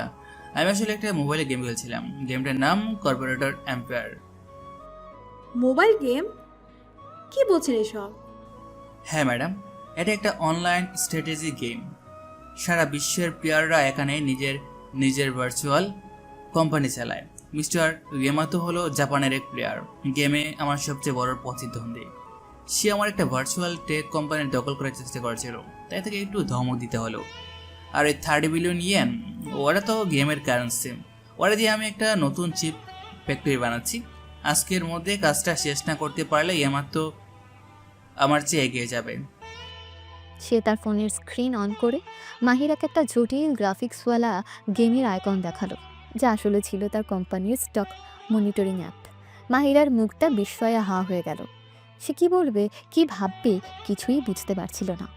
তার মন বলে, একজন প্রাপ্তবয়স্ক এক গম্ভীর চেহারার একজন লোক, তার চাকরি হলো প্রধানমন্ত্রীর মেইন নিরাপত্তা দেওয়া, আর সে কিনা এত সিরিয়াস হয়ে একটা মোবাইল গেম খেলে, বিলিয়ন বিলিয়ন গেম কারেন্সি নিয়ে চিন্তা করে। আপনি একটা মোবাইলের গেমের জন্য এত উত্তেজিত হয়ে কথা বলছিলেন? অবশ্যই ম্যাডাম, শৃঙ্খলা এবং কৌশল জীবনের সব ক্ষেত্রেই গুরুত্বপূর্ণ, হোক সেটা বাস্তব জীবন বা ভার্চুয়াল জগৎ। আমার ভার্চুয়াল সাম্রাজ্যকে আমি অবহেলা করতে পারি না, এটা আমার নীতির বিরুদ্ধে। মাহিরার সব সিরিয়াসনেস, সব শ্রদ্ধা যেন এক মুহূর্তে উবে গেল। তার জায়গায় চলে এলো এক রাশ বিভ্রান্তি আর বিরক্তি। আমি ভেবেছিলাম লোকটার ভিতরে হয়তো গভীর কোনো রহস্য আছে, কিন্তু এ তো দেখছি একটা আস্ত গেম অ্যাডিক্টেড। সে আর কোনো কথা না বলে মুখ ঘুরিয়ে হন করে লাইব্রেরির দিকে হাঁটতে লাগলো, বিড়বিড় করে বলতে বলতে, অদ্ভুত, পুরোই একটা পাগল। আর মাহফুজ ওরফে আরিয়ান তার যাওয়ার পথের দিকে তাকিয়ে একটা সূক্ষ্ম অদৃশ্য একটা হাসি চাপল। যাক, আপাতত এ যাত্রায় পরিচয়টা গোপন রাখা গেছে। তবে এই বুদ্ধিমতী মেয়েকে বেশিক্ষণ ধোঁকা দিয়ে রাখা সহজ হবে না, সেটাও আমি ভালোভাবেই বুঝতে পারছি। লাইব্রেরির শীতল নীরব পরিবেশটাও মাহিরার মাথার ভেতরের আগুন নেভাতে পারছিল না। সকালের ঘটনাগুলো তার মনে কাটার মতো বিঁধছিল। তার পোশাক, তার খাবার, তার ব্যাগ, সব কিছুতেই ওই রোবট আরিয়ানের হস্তক্ষেপ। এটা অসহ্য। আমি আর পারছি না নাফিসা, লোকটা আমাকে পাগল করে ছাড়বে। আমার মনে হচ্ছে আমি গণভবনে না, একটা হাই সিকিউরিটি জেলে আছি, আর ও আমার জেলার। নাফিসা তার কাঁধে হাত রেখে বলল, শান্ত হ দোস্ত, রাগ করিস না। দেখ, লোকটা হয়তো শুধু তার ডিউটি করছে। তোর বাবার নির্দেশ তো মানতেই হবে, তাই না? ডিউটি? এটাকে ডিউটি বলে? এটাকে বলে মানসিক অত্যাচার। আমি এর একটা বিহিত তো করবই। ওকে আমি এমন শিক্ষা দিব যে আর ও জীবনে আমার ব্যক্তিগত ব্যাপারে নাক গলাতে সাহস পাবে না। তার চোখে দুষ্টুমির ঝিলিক খেলে গেল। আমার মাথায় একটা প্ল্যান এসেছে। কি প্ল্যান? শপিং। আজ আমরা এমন শপিং করব যা ঢাকা শহরের ইতিহাসে লেখা থাকবে। আর আমার সমস্ত ব্যাগ বহন করবে কে জানিস? Mister Aryan, the great bodyguard. Library থেকে বের হয়ে মাহিরা সরাসরি আরিয়ানের সামনে গিয়ে দাঁড়ালো। আরিয়ান গাড়ির পাশে হেলান দিয়ে দাঁড়িয়ে চারপাশ পর্যবেক্ষণ করছিল। মাহিরা প্রায় আদেশ করার সুরে বলল, আমরা এখন বসুন্ধরা সিটিতে যাব। আরিয়ান একবার ঘড়ির দিকে তাকালো। কিন্তু ম্যাডাম, আপনার তো এখন সোজা বাসায় ফেরার কথা। শপিং মলের মতো বীরের জায়গায় যাওয়াটা। আমার কথা, তাই না? আপনার তো শুধু আমার নিরাপত্তা নিয়ে চিন্তা, তাই তো? তাহলে চলুন, আমার সাথে থেকে নিরাপত্তা দিন। নাকি আপনার ভয় করছে যে আপনি একা এত বড় মলের নিরাপত্তা নিশ্চিত করতে পারবেন না? এই সরাসরি চ্যালেঞ্জটা আরিয়ানের অহংকারে আঘাত করল। সে কয়েক মুহূর্ত মাহিরার চোখের দিকে তাকিয়ে রইল, তারপর শান্তভাবে গাড়ির দরজা খুলে দিয়ে বলল, গাড়িতে উঠুন ম্যাডাম। বসুন্ধরা সিটির ঝলমলে পরিবেশে ঢুকে মাহিরার মনটা কিছুটা ভালো হয়ে গেল। তার প্রতিশোধের পরিকল্পনা বাস্তবায়নের জন্য এর চেয়ে ভালো জায়গা আর হয় না। মাহিরা ফিসফিস করে বলল, শোন নাফিসা, আজ কোনো কার্পণ্য করা চলবে না। সবচেয়ে দামি, সবচেয়ে ভারী জিনিস কিনবো আমরা। দেখবো ওই রোবটের মুখে কতক্ষণ হাসি থাকে। তারা প্রথমে ঢুকলো ইয়ালোর শোরুমে। মাহিরা ইচ্ছে করে 10-12টা পোশাক ট্রায়াল দিল।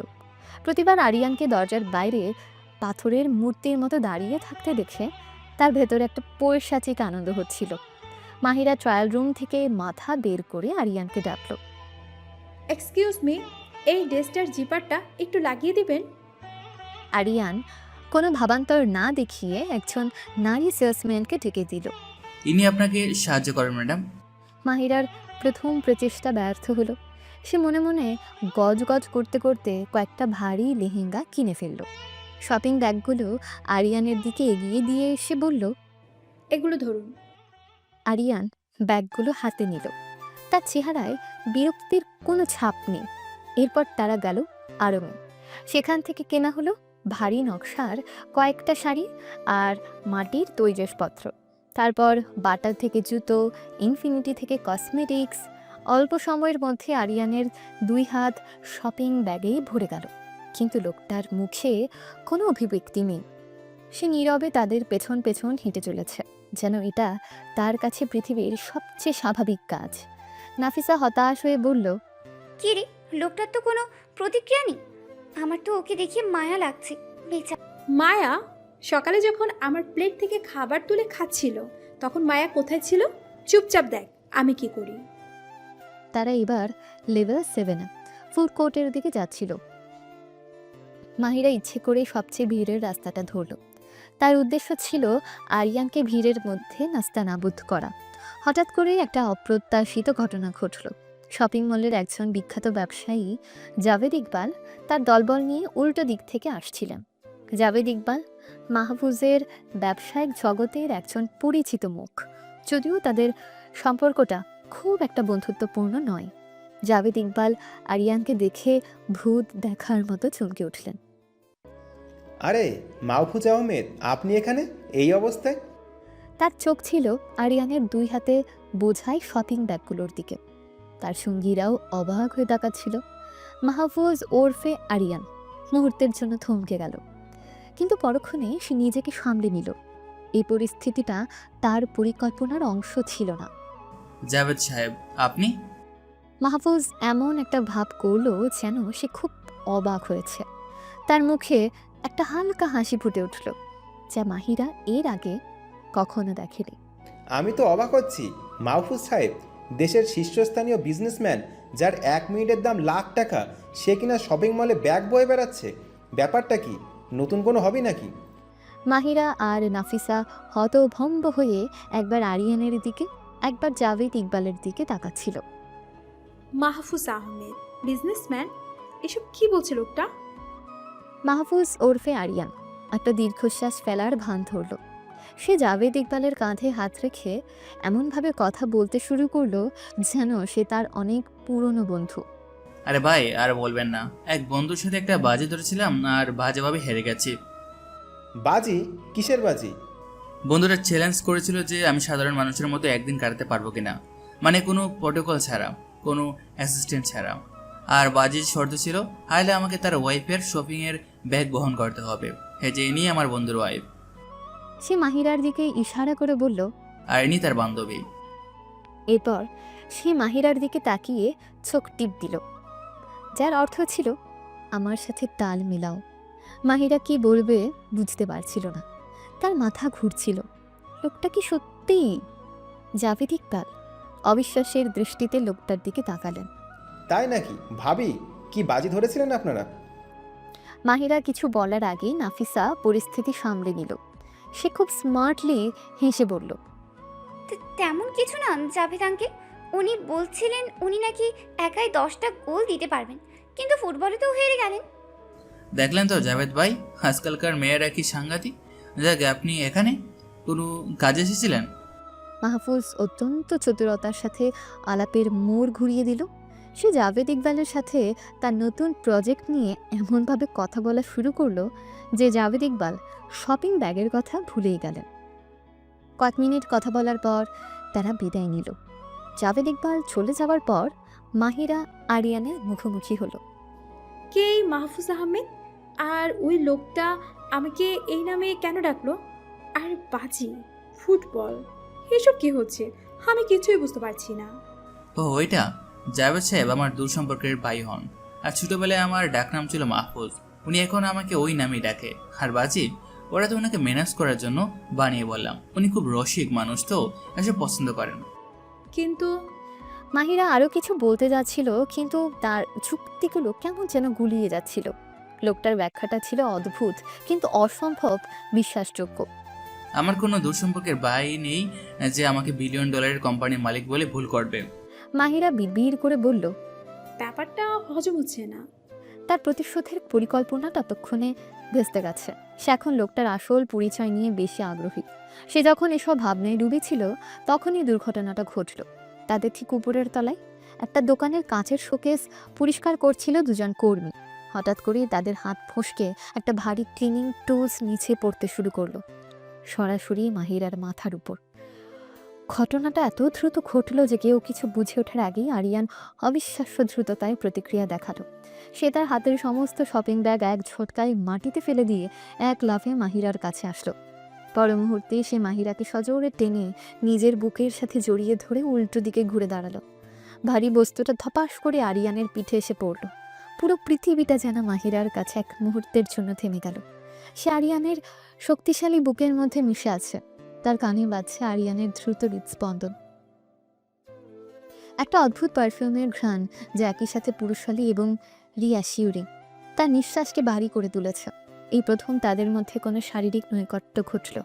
সেকেন্ডের মধ্যে শপিং মলের সিকিউরিটি গার্ডরা ছুটে এলো। আরিয়ান মাহিরাকে ছেড়ে দিয়ে সোজা হয়ে দাঁড়ালো, যেন কিছুই হয়নি। কিন্তু মাহিরা দেখল যন্ত্রণায় তার কপালটা সামান্য কুঁচড়ে গেছে। আপনি আপনি ঠিক আছেন? মাহিরার গলা দিয়ে স্বর বের হচ্ছিল না। তার বুকের ভেতরটা ধরফর করছে। এটা ভয় নাকি অন্য কিছু সে বুঝতে পারছিল না। আমি ঠিক আছি ম্যাডাম। আরিয়ান স্বাভাবিক গলায় বলল, যদিও তার শ্বাসটা কিছুটা ভারী ছিল। সে পিঠে হাত দিয়ে দেখল শার্টটা একটু ছিঁড়ে গেছে। আপনার লাগেনি তো? মাহিরা উত্তর দিতে পারল না। সে শুধু আরিয়ানের চোখের দিকে তাকিয়ে রইল। সে বরফ শীতল ভাবলে সে চোখের গভীরে এই প্রথম সে একটা ভিন্ন অনুভূতি দেখতে পেল, উদ্বেগ। তার জন্য পিওর আনঅ্যাডাল্টারেটেড কনসার্ন। আরিয়ানের চোখে সে নিজের জন্য যে চিন্তাটা দেখল তা তার বাবার চোখে দেখা চিন্তার চেয়ে কোনো অংশে কম ছিল না। জীবনে প্রথমবার এই কঠোর বিরক্তিকর লোকটার স্পর্শে সে অনিরাপদ বোধ করার বদলে এক অদ্ভুত নিরাপত্তার অনুভূতি পেল। তার মনে হলো এই মানুষটার বাহুবন্ধনে থাকলে পৃথিবীর কোনো বিপদই আমাকে স্পর্শ করতে পারবে না। আমার কেন এত ভালো লাগছিল তার বুকে মাথা রাখতে। মনে হচ্ছিল যেন আমি তার বাহুতে চিরজীবনের জন্য থেকে যাই। আরিয়ান সিকিউরিটি গার্ডদের সাথে কথা বলে পরিস্থিতি সামলে নিল। তারপর মাটিতে পড়ে থাকা শপিং ব্যাগগুলো তুলে নিয়ে শান্তভাবে বলল, আমার মনে হয় আজকের মতো যথেষ্ট হয়েছে। আমাদের এখন বাসায় ফেরা উচিত। মাহিরা এবার আর কোনো প্রতিবাদ করল না। সে আরিয়ানের পেছন পেছন হেঁটে চলল। তার প্রতিশোধের আগুন কখন যে নিভে গেছে সে টেরও পায়নি। তার জায়গায় মনে একটা নতুন অনুভূতির জন্ম হয়েছে, বিস্ময়, কৃতজ্ঞতা, আর হয়তো আরও কিছু। গাড়িতে বসার পর সে সাহস করে জিজ্ঞেস করল, আপনার কি খুব বেশি লেগেছে? হসপিটালে যাবেন? আমি ঠিক আছি। এসব ছোটোখাটো আছর বডিগার্ডদের জন্য এটা ডালবাত। কিন্তু মাহিরা তার গলার স্বরে চাপা কষ্টটা ঠিকই ধরতে পারল। সে আর কিছু বলল না, শুধু অপরাধ বোধে মাথা নিচু করে বসে রইল। যে মানুষটাকে সে সকাল থেকে এত বিরক্ত করছিল সে মানুষটা নিজের জীবনের ঝুঁকি নিয়ে তাকে বাঁচালো। আজকের দিনটা মাহিরা চৌধুরীর জন্য অনেক নতুন সমীকরণের জন্ম দিয়ে গেল। রাতে নিস্তব্ধতা গ্রাস করেছে গণভবনের চারপাশ। ঘড়ির কাঁটা 12টা ছুঁই ছুঁই। মাহিরা তার বিশাল নরম বিছানায় শুয়ে এপাশ ওপাশ করছিল, কিন্তু ঘুম তার চোখ থেকে যোজন যোজন দূরে। তার চোখের সামনে বারবার ভেসে উঠছিল বিকেলের সেই ভয়ঙ্কর মুহূর্তটা। আরিয়ানের সে অবিশ্বাস্য গতি, তাকে বাঁচানোর জন্য সে দৃঢ় আলিঙ্গন, আর তার পিঠে আছড়ে পড়া সে ভারী বস্তুর শব্দটা, সব কিছু তার স্নায়ুকে সজাগ করে রেখেছিল। মাহিরা বিড়বিড় করে বলল, আমার জন্যই লোকটা ব্যথা পেল। আমি যদি ওকে বিরক্ত করার জন্য ওই জেদটা না করতাম তাহলে হয়তো এমন কিছুই হতো না। সে আর বিছানায় থাকতে পারল না। হালকা একটা চাদর গায়ে জড়িয়ে সে তার ঘরের সাথে লাগোয়া বিশাল বেলকনিতে এসে দাঁড়ালো। রাতের শীতল বাতাস তার চুলগুলোকে এলোমেলো করে দিচ্ছিল। এখান থেকে নিচের বাগানটা পরিষ্কার দেখা যায়। হঠাৎ করে বাগানের এক কোণায় একটা ল্যাম্পপোস্টের আবছালোয় একটা ছায়া মূর্তির উপর তার চোখ আটকে গেল। মূর্তিটা স্থির, সজাগ, যেন চারপাশের অন্ধকারের সাথে মিশে গিয়েও আলাদা। মাহিরা চিনতে পারল আরিয়ান। লোকটা এখনও ডিউটিতে আছে। এ মধ্যরাতেও সে পাথরের মূর্তির মতো দাঁড়িয়ে পাহারা দিচ্ছে। লোকটা কি ঘুমায় না? সারাদিন আমার পেছনে ছুটাছুটি করে, তারপর আবার সারা রাত জেগে পাহারা দেয়। মানুষ নাকি রোবট? বিকেলের ঘটনার পর থেকে রোবট শব্দটা তার কাছে কেমন যেন বেমানান লাগছিল। রোবটের চোখে উদ্বেগ থাকে না। রোবট নিজের জীবনের ঝুঁকি নিয়ে কাউকে বাঁচায় না। এক অদ্ভুত তাড়না থেকে মাহিরা ঘর থেকে বেরিয়ে এলো। সে ধীরে পায়ে সিঁড়ি বেয়ে নিচে নামলো। রান্নাঘরে ঢুকেই নিজের হাতে দুটো মগে কফি বানালো। এক মুহূর্তের জন্য তার মনে হলো আমি কি ঠিক করছি? কিন্তু মন বলছে আজকের দিনের জন্য একটা ধন্যবাদ লোকটা প্রাপ্য। হ্যাঁ, এটাই ঠিক হবে। দুটো কফির মগ হাতে নিয়ে সে যখন বাগানে এসে দাঁড়ালো, আরিয়ান প্রায় সাথে সাথেই তার উপস্থিতি টের পেয়ে ঘুরে দাঁড়ালো। তার এক হাত কোমরে রাখা পিস্তলের উপর চলে গিয়েছিল, কিন্তু মাহিরাকে দেখে সে হাতটা সরিয়ে নিল। ম্যাডাম, আপনি এত রাতে এখানে? সব কিছু ঠিক আছে তো? কোনো সমস্যা? এই নিন আপনার জন্য ব্ল্যাক কফি, নো সুগার। ঠিক বলছি তো? আরিয়ান অবাক হয়ে মাহিরার দিকে তাকালো। তার ভাবলেশীন মুখে প্রথমবারের মতো বিস্ময়ের ছাপ ফুটে উঠল। মাহিরা কিভাবে জানলো আমি চিনি ছাড়া ব্ল্যাক কফি খাই? ধন্যবাদ, কিন্তু ডিউটিতে থাকাকালীন আমি কিছু খেতে বা পান করতে পারি না ম্যাডাম। এটা নিয়মের বাহিরে। আজকের দিনের জন্য আপনার সব নিয়ম একটু ভাঙলে হয় না? প্লিজ, আমি পানি নিয়ে এসেছি। আর তাছাড়া বিকেলে যা হলো তার জন্য আমি দুঃখিত। আমার কারণে আপনি... আপনাকে বাঁচানো আমার দায়িত্ব ছিল ম্যাডাম। এর মধ্যে দুঃখিত হওয়ার কিছু নেই। আমি শুধু আমার কাজ করছিলাম। শুধু কাজ? মাহিরা এবার একটু এগিয়ে এলো। নিজের জীবন বাজি রেখে কাউকে বাঁচানোটা কি আপনার কাছে শুধু কাজ? আপনার কি একটু ভয় করেনি? ভয় প্রশিক্ষণের অংশ নয়। ভয় পেলে আমি আপনাকে রক্ষা করতে পারতাম না ম্যাডাম। তাহলে তো আপনি সত্যিই একটা রোবট। কিন্তু রোবট তো ব্যথা পায় না। আপনার পিঠে কি খুব বেশি লেগেছে? ডাক্তার দেখিয়েছেন? আমি ঠিক আছে। মাহিরা বুঝতে পারছিল লোকটা সহজে হার মানবে না। সে কফির মগটা আরিয়ানের প্রায় হাতের সামনে ধরে বলল, দেখুন, আপনি যদি এটা না নেন তাহলে আমি এখানে দাঁড়িয়ে থাকব এই ঠান্ডার মধ্যে। আর আমার যদি ঠান্ডা লেগে জ্বর আসে তাহলে তার দায় কিন্তু আপনার, কারণ আমার দেখাশোনার দায়িত্ব তো আপনারই, তাই না? এই কথার প্যাচে আরিয়ান যেন আটকে গেল। সে কয়েক মুহূর্ত মাহিরার ঝিদি মুখের দিকে তাকিয়ে রইল। তারপর হাল ছেড়ে দেওয়ার ভঙ্গিতে মগটা হাতে নিল। আপনি সত্যি? সে বাক্যটা শেষ করলো না, কিন্তু তা বলার ভঙ্গিতে বোঝা যাচ্ছিল সে বলতে চেয়েছিল, আপনি সত্যি অসহ্য। মাহিরা মুচকে হাসল। ছোট একটা জয়। সে নিজের মগে চুমুক দিয়ে বাগানের একটা বেঞ্চে গিয়ে বসল। আপনি কি দাঁড়িয়ে থাকবেন? বসতে পারেন না? ডিউটিতে বসার নিয়ম নেই। ও, আপনার এই নিয়ম। আচ্ছা ঠিক আছে, দাঁড়িয়ে থাকুন। কিন্তু কথা তো বলতে পারবেন নাকি? ডিউটিতে কথা বলাও নিয়ম নেই? আরিয়ান কোনো জবাব না দিয়ে কফিতে একটা ছোট চুমুক দিল। পারফেক্ট, ঠিক যেমনটা সে খায়। কিছুক্ষণ নীরবতার পর মাহিরা নিজেই কথা বলল। তার গলার স্বর ছিল কিছুটা বিষণ্ণ। আচ্ছা, আপনার কি কখনো দম বন্ধ হয়ে আসে না? সারাক্ষণ অন্যের জীবন পাহারা দিতে, নিজের কোনো ব্যক্তিগত জীবন না রাখতে? আপনার কি কখনো ইচ্ছে করে না একদিনের জন্য শুধু নিজের মতো করে বাঁচতে? প্রত্যেকটা কাজেরই একটা মূল্য দিতে হয় ম্যাডাম। আমি আমার কাজকে সম্মান করি। কিন্তু এটা তো জীবন নয় মিস্টার আরিয়ান, এটা একটা খাঁচা। আমার জন্যও হয়তো আপনার জন্য। আমি প্রধানমন্ত্রীর মেয়ে, তাই আমার কোনো স্বাধীনতা নেই। আমি বন্ধুদের সাথে মন খুলে আড্ডা দিতে পারি না, রাস্তায় দাঁড়িয়ে ফুচকা খেতে পারি না, বৃষ্টিতে ভিজতে পারি না। কারণ আমি যাই করি না কেন তার সাথে আমার বাবার সম্মান জড়িয়ে আছে, দেশের নিরাপত্তা জড়িয়ে আছে। আমার স্বপ্ন ছিল আমি একজন ফটোগ্রাফার হব, সারা পৃথিবীতে ঘুরে বেড়াবো, মানুষের ছবি তুলবো। কিন্তু দেখুন আমি কোথায় আটকে আছি। তার গলাটা ধরে এলো। আপনার কি কোনো স্বপ্ন নেই? মাহফুজের বুকের ভেতরটা মুহূর্তের জন্য মোচড় দিয়ে উঠল। মনে মনে বলে, স্বপ্ন? আমারও তো স্বপ্ন ছিল একটা শান্ত সুখী জীবন, আমার বাবা মায়ের সাথে। ব্যবসার ব্যস্ততার বাইরে একটা নিজস্ব জগৎ। কিন্তু শত্রু ষড়যন্ত্রে সেই স্বপ্নকে আপাতত অনেক দূরে ঠেলে দিয়েছে। সে নিজের ব্যক্তিগত কথা গোপন রেখে একটা দার্শনিক উত্তর দিল। স্বপ্ন সেটাই যা আপনাকে ঘুমাতে দেয় না, কিন্তু কখনো কখনো অন্যের স্বপ্নকে সত্যি করাটাও নিজের স্বপ্ন পূরণের চেয়ে বড় হয়ে ওঠে। মানে হলো আপনি হয়তো এখন একটা কাছায় বন্দী আছেন বলে মনে করছেন, কিন্তু এই কাছাটা আপনাকে বাইরের হাজারো বিপদ থেকে রক্ষা করছে। হয়তো একদিন যখন চারপাশে বিপদগুলো কেটে যাবে তখন আপনি আপনার স্বপ্ন পূরণের জন্য উড়াল দিতে পারবেন। কিন্তু সেই দিনটা আসার জন্য আপনাকে ধৈর্য ধরতে হবে আর নিরাপদে থাকতে হবে। তার কথাগুলো ছিল সহজ, কিন্তু এর মধ্যে এমন এক গভীরতা ছিল যা মাহিরার হৃদয় ছুঁয়ে গেল। লোকটা শুধু শক্তিশালী বা বুদ্ধিমানই নয়, সে অসম্ভব জ্ঞানীও। আপনি এত কিছু জানেন কি করে? আপনার কথা শুনলে মনে হয় আপনি যেন অনেক বড় কোনো ফিলোসফার। বই পড়ি ম্যাডাম। ডিউটির ফাঁকে যখন সময় পাই প্রচুর বই পড়ি। বই মানুষের সবচেয়ে ভালো বন্ধু। আর প্রধানমন্ত্রীর মেয়ের বডিগার্ড এসব না জানলে কি হয়? কি ধরনের বই পড়েন? সব কিছু, অর্থনীতি, রাজনীতি, ইতিহাস, এমনকি মাঝে মাঝে কবিতাও। তাহলে তো আপনার জীবনটা ততটাও বিরক্তকর নয় যতটা আমি ভেবেছিলাম। মাহিরা মৃদু হেসে বলল, কারো জীবনই বিরক্তকর নয় ম্যাডাম, বিরক্তিটা আমাদের দৃষ্টিভঙ্গিতে থাকে। আপনি চাইলে আপনার এই সীমাবদ্ধ জীবনের মধ্যেও সৌন্দর্য খুঁজে নিতে পারেন। যেমন আপনার ফটোগ্রাফির শখটা, আপনি তো এই বাগানেরই হাজারো ছবি তুলতে পারেন। একটা ফুলের ফুটে ওঠা বা বোর্ডের শিশির, এদেরও তো নিজস্ব গল্প আছে। এই কথাগুলো মাহিরার মনে গভীর ছাপ ফেলল। সে কখনো এভাবে ভেবে দেখেনি। সে সবসময় যা পায়নি তা নিয়ে আফসোস করেছে, কিন্তু যা তার কাছে আছে তা নিয়ে কখনো ভাবেনি। অনেক রাত হয়েছে ম্যাডাম, আপনার এখন ঘুমাতে যাওয়া উচিত। কাল সকালে আবার ইউনিভার্সিটিতে যেতে হবে। মাহিরা উঠে দাঁড়ালো। তার মনটা অসম্ভব হালকা লাগছে। লোকটার উপর জমে থাকা সমস্ত রাগ, বিরক্তি কখন যেন উধাও হয়ে গেছে।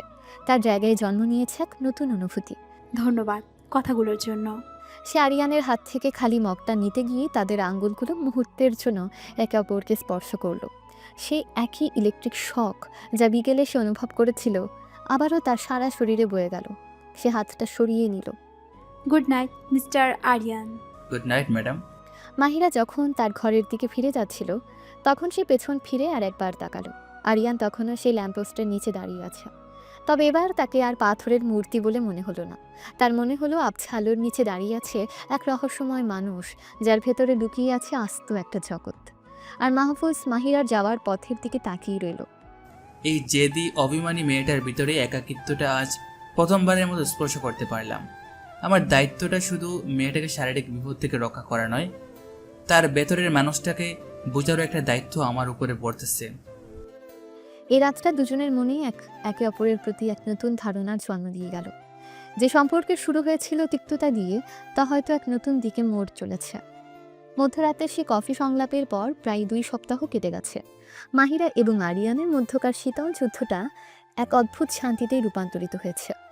মাহিরা আর আগের মতো ইচ্ছে করে আরিয়ানকে বিরক্ত করে না, আর আরিয়ানও তার সেই বরফ শীতল পেশাদারিত্বের খোলসের আড়ালে আগের চেয়ে কিছুটা সহজ হয়েছে। তবে তাদের মধ্যে এখনও একটা অদৃশ্য দেয়াল রয়ে গেছে, দায়িত্ব আর কৌতূহলের এক জটিল দেয়াল। আজ মাহিরার খুব কাছের বান্ধবী সাদিয়ার জন্মদিন। অনুষ্ঠান স্থল হিসেবে বেছে নেওয়া হয়েছে গুলশানের সবচেয়ে অভিজাত রেস্তোরাঁগুলোর একটা, দ্য ক্রিস্টাল ল্যান্টার্ন। গণভবন থেকে রেস্তোরাঁর পথে শীতাতপ নিয়ন্ত্রিত গাড়ির ভেতরে বসেও মাহিরা একটা অস্বস্তি বোধ করছিল। সে পরেছে একটা চমৎকার নেভি ব্লু গাউন, চুলগুলো আলতো করে খোপা করা, কিন্তু তার মেজাজ পোশাকের মতো শান্ত ছিল না। আপনার কি এই পার্টিতে না গেলেই চলতো না? আমার বন্ধুরা সবাই থাকবে, আপনি ওখানে কোনার টেবিলে মূর্তির মতো বসে থাকলে ওরা কি ভাববে? আরিয়ান আজ তার দৈনন্দিন কালো পোশাকের বদলে পরেছে একটা নিখুঁতভাবে ফিট করা চারকোল গ্রে স্যুট। এই পোশাকে তাকে আগের চেয়েও বেশি কর্তৃত্বপূর্ণ এবং রহস্যময় লাগছিল। মাহিরাকে জোর করে তাকে এটা পরাতে হয়েছে। আমি দুঃখিত ম্যাডাম, কিন্তু আপনার বাবার সুস্পষ্ট নির্দেশ আছে, যে কোনো ব্যক্তিগত অনুষ্ঠানেও আমাকে আপনার কাছাকাছি থাকতে হবে।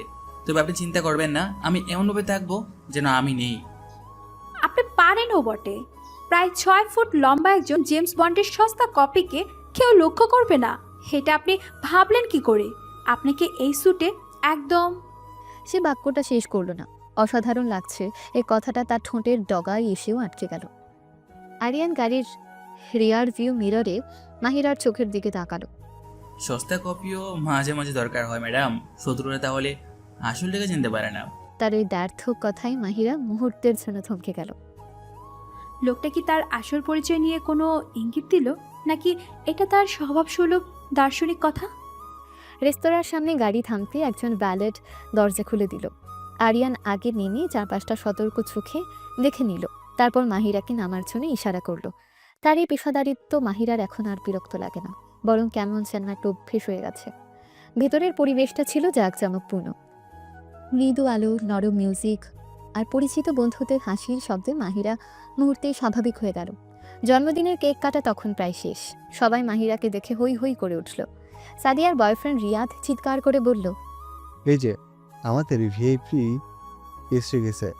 কি ব্যাপার মায়েরা, আজকাল তো তোর দেখে পাওয়া যায় না, প্রেসিডেন্টের চেয়েও ব্যস্ত হয়ে গেছিস দেখছি। মাহিরা হেসে সবাইকে শুভেচ্ছা জানালো। আর বলিস না, পড়াশোনার যা চাপ। Happy birthday Sadia. সাদিয়া মাহিরাকে জড়িয়ে ধরে বলল, থ্যাংক ইউ। আমি তো ভাবলাম তুই আসবিই না। যাই হোক, এসেছিস এটাই অনেক। কিন্তু একা কেন? তোর সেই রাজপুত্র আজও ঘোড়ায় চড়ে এসে পৌঁছাতে পারলো না? বন্ধুদের মধ্যে একটা হাসি রোল পড়ে গেল। মাহিরা একটু অপ্রস্তুত হয়ে গেল। তার সব বন্ধুই তাদের পার্টনারদের নিয়ে এসেছে, একমাত্র সেই একা। রাজপুত্র আসতে একটু সময় তো লাগবে, তাই না? তোরা তো জানিস আমার কেসটা একটু ভিন্ন। আরেক বন্ধু ফারহান যোগ করলো, ভিন্ন তো বটে, প্রধানমন্ত্রীর মেয়ে বয়ফ্রেন্ড হতে হলে তো 7টা সিকিউরিটি ক্লিয়ারেন্স পাস করতে হবে। এমন ছেলে পাবি কোথায়? তার চেয়ে বরং তোর আব্বুকে বল কোনো প্রতিবেশী দেশের রাজপুত্রের সাথে তোর বিয়ে দিয়ে দিক। এই ধরনের রসিকতা মাহিরা আগেও শুনেছে, কিন্তু আজ যেন তার গায়ে কাঁটার মতো বিঁধল। সে অসহায় চোখে একবার এদিক ওদিক তাকালো, আর তখনই রেস্তোরাঁর অন্য প্রান্তে একটা কাচের দেয়ালের পাশে একা বসে থাকা আরিয়ানের উপর তার চোখ পড়ল। স্যুটের কারণে তাকে কোনো বডিগার্ডের মতো দেখাচ্ছিল না, বরং কোনো অভিজাত কর্পোরেট ব্যক্তিত্ব মনে হচ্ছিল। সে নীরবে বসে কফির কাপে চুমুক দিচ্ছিল, কিন্তু তার সজাগ দৃষ্টি ছিল মাহিরার উপরে। আর ঠিক সেই মুহূর্তেই মাহিরার মাথায় একটা অসম্ভব ঝুঁকিপূর্ণ কিন্তু আকর্ষণীয় বুদ্ধি খেলে গেল। তার ঠোঁটের কোণে ফুটে উঠল এক দুষ্ট হাসি। যা হবার হবে, আজ এই রসিকতার একটা দাঁত ভাঙা জবাব দিবই। সে নাটকীয়ভাবে একটা দীর্ঘশ্বাস ফেলে বন্ধুদের দিকে তাকিয়ে বলল, আসলে তোদের একটা কথা জানানো হয়নি। কি কথা? আমি আসলে একা আসিনি, আমার সাথে একজন এসেছে। কে এসেছে? মাহিরা আর এক মুহূর্তও দেরি করল না। সে সরাসরি রেস্তোরাঁর অন্য প্রান্তে বসে থাকা আরিয়ানের দিকে আঙ্গুল তুলে বলল, ওই যে ওখানে বসে আছে, he is my boyfriend Aryan. পুরো টেবিল জুড়ে যেন পিনপতন নীরবতা নেমে এলো। সবাই অবিশ্বাসের দৃষ্টিতে একবার মাহিরার দিকে, আরেকবার আরিয়ানের দিকে তাকাচ্ছিল। আর আরিয়ান মাহিরার ইশারা দেখে তার হাতের কফির কাপটা ঠোঁটের কাছে এসেও থেমে গেল। তার ভাবলেশীন মুখটা বিস্ময়ে এমন এক বিদ্যুৎ খেলে গেল, যা সে হাজার চেষ্টা করেও লুকোতে পারল না। তার পেশাদার প্রশিক্ষণের সমস্ত দেয়াল যেন এক মুহূর্তে ভেঙে পড়ল। ম্যাডাম, এটা কি করলো? ও মাই গড, সিরিয়াসলি? ওই লোকটা? উনি তো দেখতে একদম সালমান খান। তুই এতদিন এই কথা আমাদেরকে বলিসনি কেন? ওকে ডেকেন এখানে। মাহিরা, এক্ষুনি। আমরা তোর বয়ফ্রেন্ডের সাথে পরিচিত হতে চাই। মাহিরা এবার পড়ল আসল বিপদে। সে কি ভেবে এটা বলল, আর কি হয়ে গেল? কিন্তু এখন আর ফেরার কোনো পথ নেই। সে কাপা পায়ে আরিয়ানের টেবিলের দিকে এগিয়ে গেল। তার হৃৎপিণ্ডটা এমনভাবে ধুকপুক করছিল যেন এখনই বুকের পাঁজর ভেঙে বেরিয়ে আসবে। আরিয়ান প্লিজ, আপনি প্লিজ প্লিজ প্লিজ আমার মান সম্মানটা বাঁচান, শুধু আজকে রাতের জন্য। ওরা আমাকে পাগল করে দিচ্ছিল। আমি কি বলবো না বলবো কিছু না ভেবে বলে ফেলেছি যে আপনি আমার বয়ফ্রেন্ড। প্লিজ আপনি না করবেন না। আরিয়ানের মাথায় তখন হাজারো প্রোটোকল আর নিয়মের সাইরেন বাজছে। এটা তার দায়িত্বের সম্পূর্ণ পরিপন্থী। এটা একটা মারাত্মক নিরাপত্তার ঝুঁকি তৈরি করতে পারে। ম্যাডাম, আপনি কি বুঝতে পারছেন আপনি কি বলছেন? এটা আমার ডিউটি, প্রোটোকলের চরম লঙ্ঘন। আপনার ডিউটির নিকুচি করি? এখন আমার সম্মান বাঁচানো আপনার সবচেয়ে বড় ডিউটি। আপনি যদি এখন না বলেন তাহলে ওরা যা ভাববে তাতে আমার অসম্মান হবে। সেই দায় কি আপনি নেবেন? প্লিজ আরিয়ান, শুধু আজকের রাত। শেষের দিকে তার গলাটা প্রায় ধরে আসছিল। আরিয়ান মাহিরার চোখের দিকে তাকালো। সেই চোখে ছিল ভয়, লজ্জা, আর সে এক মুহূর্তের জন্য তার পেশাগত সত্তা আর ব্যক্তিগত সত্তার মধ্যে দ্বন্দ্বে পড়ল। এখানে গোলমাল তৈরি করা মানে আরও বেশি মনোযোগ আকর্ষণ করা, যা নিরাপত্তার জন্য আরও ক্ষতিকর। পরিস্থিতি সামাল দেওয়ার সবচেয়ে ভালো উপায় হলো এই নাটকে অংশ নেওয়া। সে একটা দীর্ঘশ্বাস ফেলে উঠে দাঁড়ালো। পর মুহূর্তেই তার শরীরের ভাষা পুরোপুরি পাল্টে গেল। সে কঠোর বডিগার্ডের অবয়ব ভেদ করে বেরিয়ে এলো এক আত্মবিশ্বাসী, আকর্ষণীয় এবং হাসি খুশি যুবক। ঠিক আছে ম্যাডাম, কিন্তু এই নাটকের পরিচালক আপনি, মনে রাখবেন। মাহিরা স্বস্তির নিঃশ্বাস ফেলে মাথা নাড়ালো। আরিয়ান যখন মাহিরার সাথে তাদের টেবিলের দিকে এগিয়ে এলো, তখন সবার চোখ তাদের উপরে। আরিয়ান এসে সবার দিকে তাকিয়ে এমন এক উষ্ণ হাসি দিল যা মাহিরার বন্ধুদের মুহূর্তে মুগ্ধ করে ফেলল। আসসালামু আলাইকুম, আমি আরিয়ান। আপনারা সবাই মাহিরার বন্ধু। মাহিরার কাছে আপনাদের কথা অনেক শুনেছি, অবশেষে দেখা হয়ে ভালো লাগলো। বন্ধুরা সবাই যেন বোবা হয়ে গেছে। যে মেয়েটা সবসময় একা থাকতো, তার বয়ফ্রেন্ড এত সুদর্শন আর মার্জিত হবে, এটা তারা কল্পনাও করতে পারেনি। আরিয়ান নাটকটা নিখুঁতভাবে মঞ্চস্থ করতে শুরু করলো।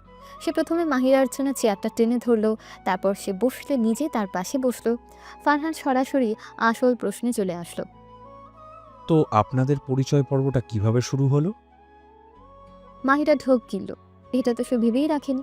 সে কিছু বলার আগেই আরিয়ান সাবলীলভাবে উত্তর দিল। এক আর্ট গ্যালারিতে আমি একটা পেন্টিং পছন্দ করেছিলাম, আর মাহিরা ঠিক আমার পাশে দাঁড়িয়ে খুব নিচু গলায় ওই পেন্টিংটার কি ভুল তা নিয়ে সমালোচনা করছিল। সে খেয়ালই করেনি যে আমি ওর কথা শুনছি।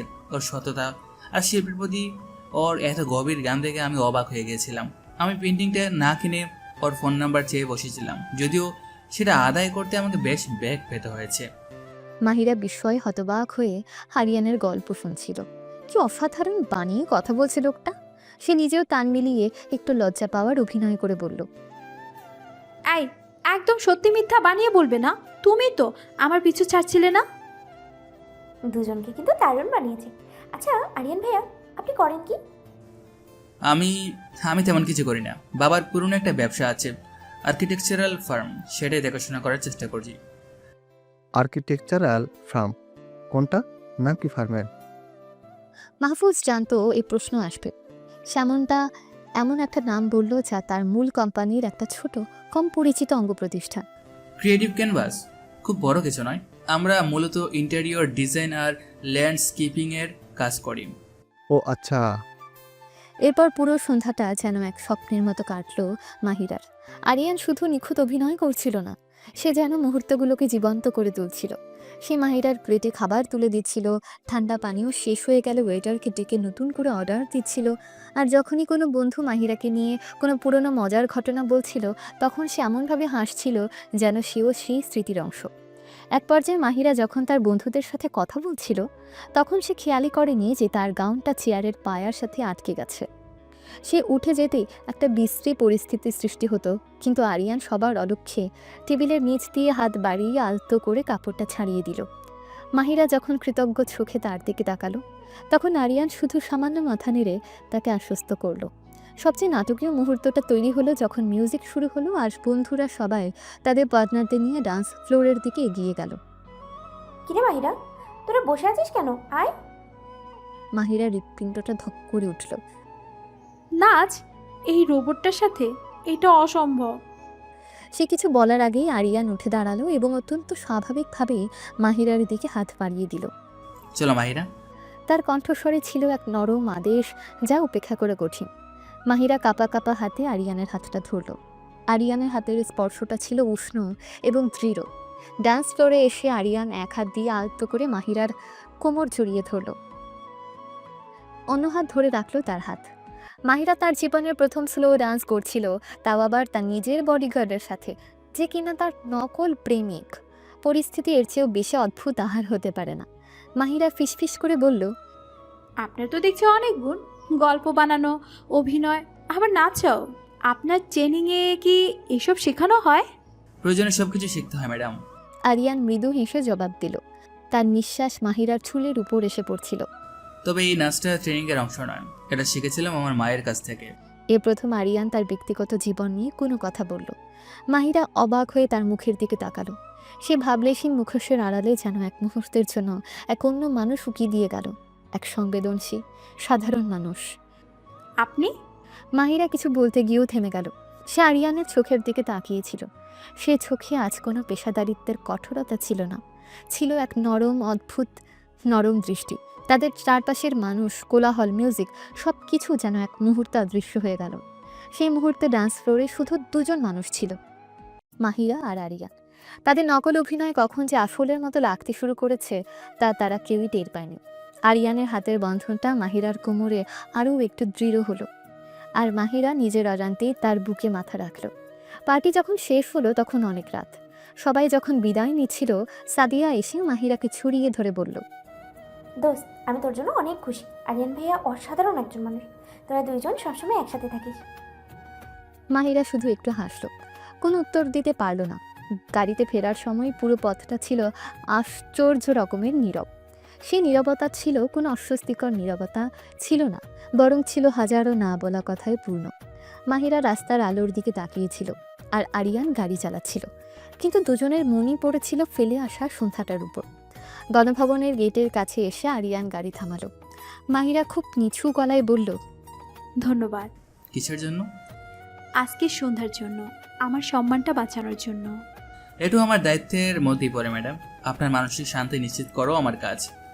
সব কিছুকেই আপনি দায়িত্বের পাল্লায় মাপেন, তাই না? এক মুহূর্তের জন্য কি আপনার মনে হয়নি যে আপনি শুধু একটা দায়িত্ব পালন করছেন না? অনেক রাত হয়েছে, আপনার এখন ভেতরে যাওয়া উচিত। তারই এড়িয়ে যাওয়াটা মাহিরার ভেতরটাকে তোলপাড় করে দিল। সে আর কিছু না বলে গাড়ি থেকে নেমে গেল। নিজের ঘরের দিকে যেতে যেতে তার মনে হচ্ছিল আজকের এই নকল অভিনয়ের খেলাটা তাদের দুজনের মধ্যে সম্পর্কের সমীকরণকে আরও অনেক বেশি জটিল করে দিয়ে গেল। সে কি সত্যিই শুধু সম্মান বাঁচানোর জন্য এই নাটকটা করেছিল, নাকি তার মনের কোনো গোপন ইচ্ছের পেছনে কাজ করছিল? এ প্রশ্নের উত্তর মাহিরার নিজেরও জানা ছিল না। বন্ধুর জন্মদিনের সেই রাতের পর থেকে আরিয়ান আর মাহিরার মধ্যকার অদৃশ্য দেয়ালটা কাচের মতো স্বচ্ছ হয়ে গিয়েছিল। দেয়ালটা এখনও ছিল, কিন্তু দুজনেই এর ওপারটা আগের চেয়ে অনেক বেশি স্পষ্টভাবে দেখতে পাচ্ছিল। মাহিরা এখন আরিয়ানের প্রতিটি পদক্ষেপ, প্রতিটি কথা গভীর মনোযোগের সাথে পর্যবেক্ষণ করত। তার মন বলতো, এই লোকটা শুধু একজন বডিগার্ড নয়, এর পেছনে লুকিয়ে আছে বিশাল কোনো রহস্য। কয়েকদিন পরের এক বিকেলে মাহফুজ তার নিজস্ব নেটওয়ার্ক থেকে একটা জরুরি খবর পেল। তার প্রধান শত্রু রশিদ খান সরকারের একটা অত্যন্ত সংবেদনশীল প্রকল্পের কিছু নথি পাচারের চেষ্টা করছে। সে নথি হাত বদল হবে আজ সন্ধ্যায় শিল্পকলা একাডেমিতে চলমান একটা চিত্র প্রদর্শনীর আড়ালে। খবরের বিশ্বস্ততা যাচাই করে মাহফুজ বুঝতে পারল এই সুযোগ তাকে কাজে লাগাতেই হবে। কিন্তু মাহিরাকে একা গণভবনে রেখে যাওয়াও সম্ভব নয়। তাই সে এক নতুন পরিকল্পনা সাজালো। বিকেলে ইউনিভার্সিটি থেকে ফেরার পথে আরিয়ান হঠাৎই জিজ্ঞেস করলো, ম্যাডাম আজ বিকেলে আপনার কোনো কাজ আছে? না, তেমন কিছু নেই। কেন বলুন তো? শিল্পকলা একাডেমিতে একজন সমসাময়িক চিত্রকারের একক প্রদর্শনী চলছে। আপনার তো শিল্পের প্রতি বেশ আগ্রহ। আপনার নকল বয়ফ্রেন্ডের আর্ট সম্পর্কে জ্ঞান তো আপনি দেখেছেনই। ভাবলাম আজ না হয় বাস্তবে তার একটু পরীক্ষা হয়ে যাক। শেষের কথাটা সে হালকা রসিকতার সুরে বলল, যা তার চরিত্রের সাথে একেবারেই বেমানান। মাহিরা বুঝতে পারল জন্মদিনের রাতের সে ঘটনা তার লোকটা ভুলেনি। তার গাল দুটো সামান্য লাল হয়ে গেল।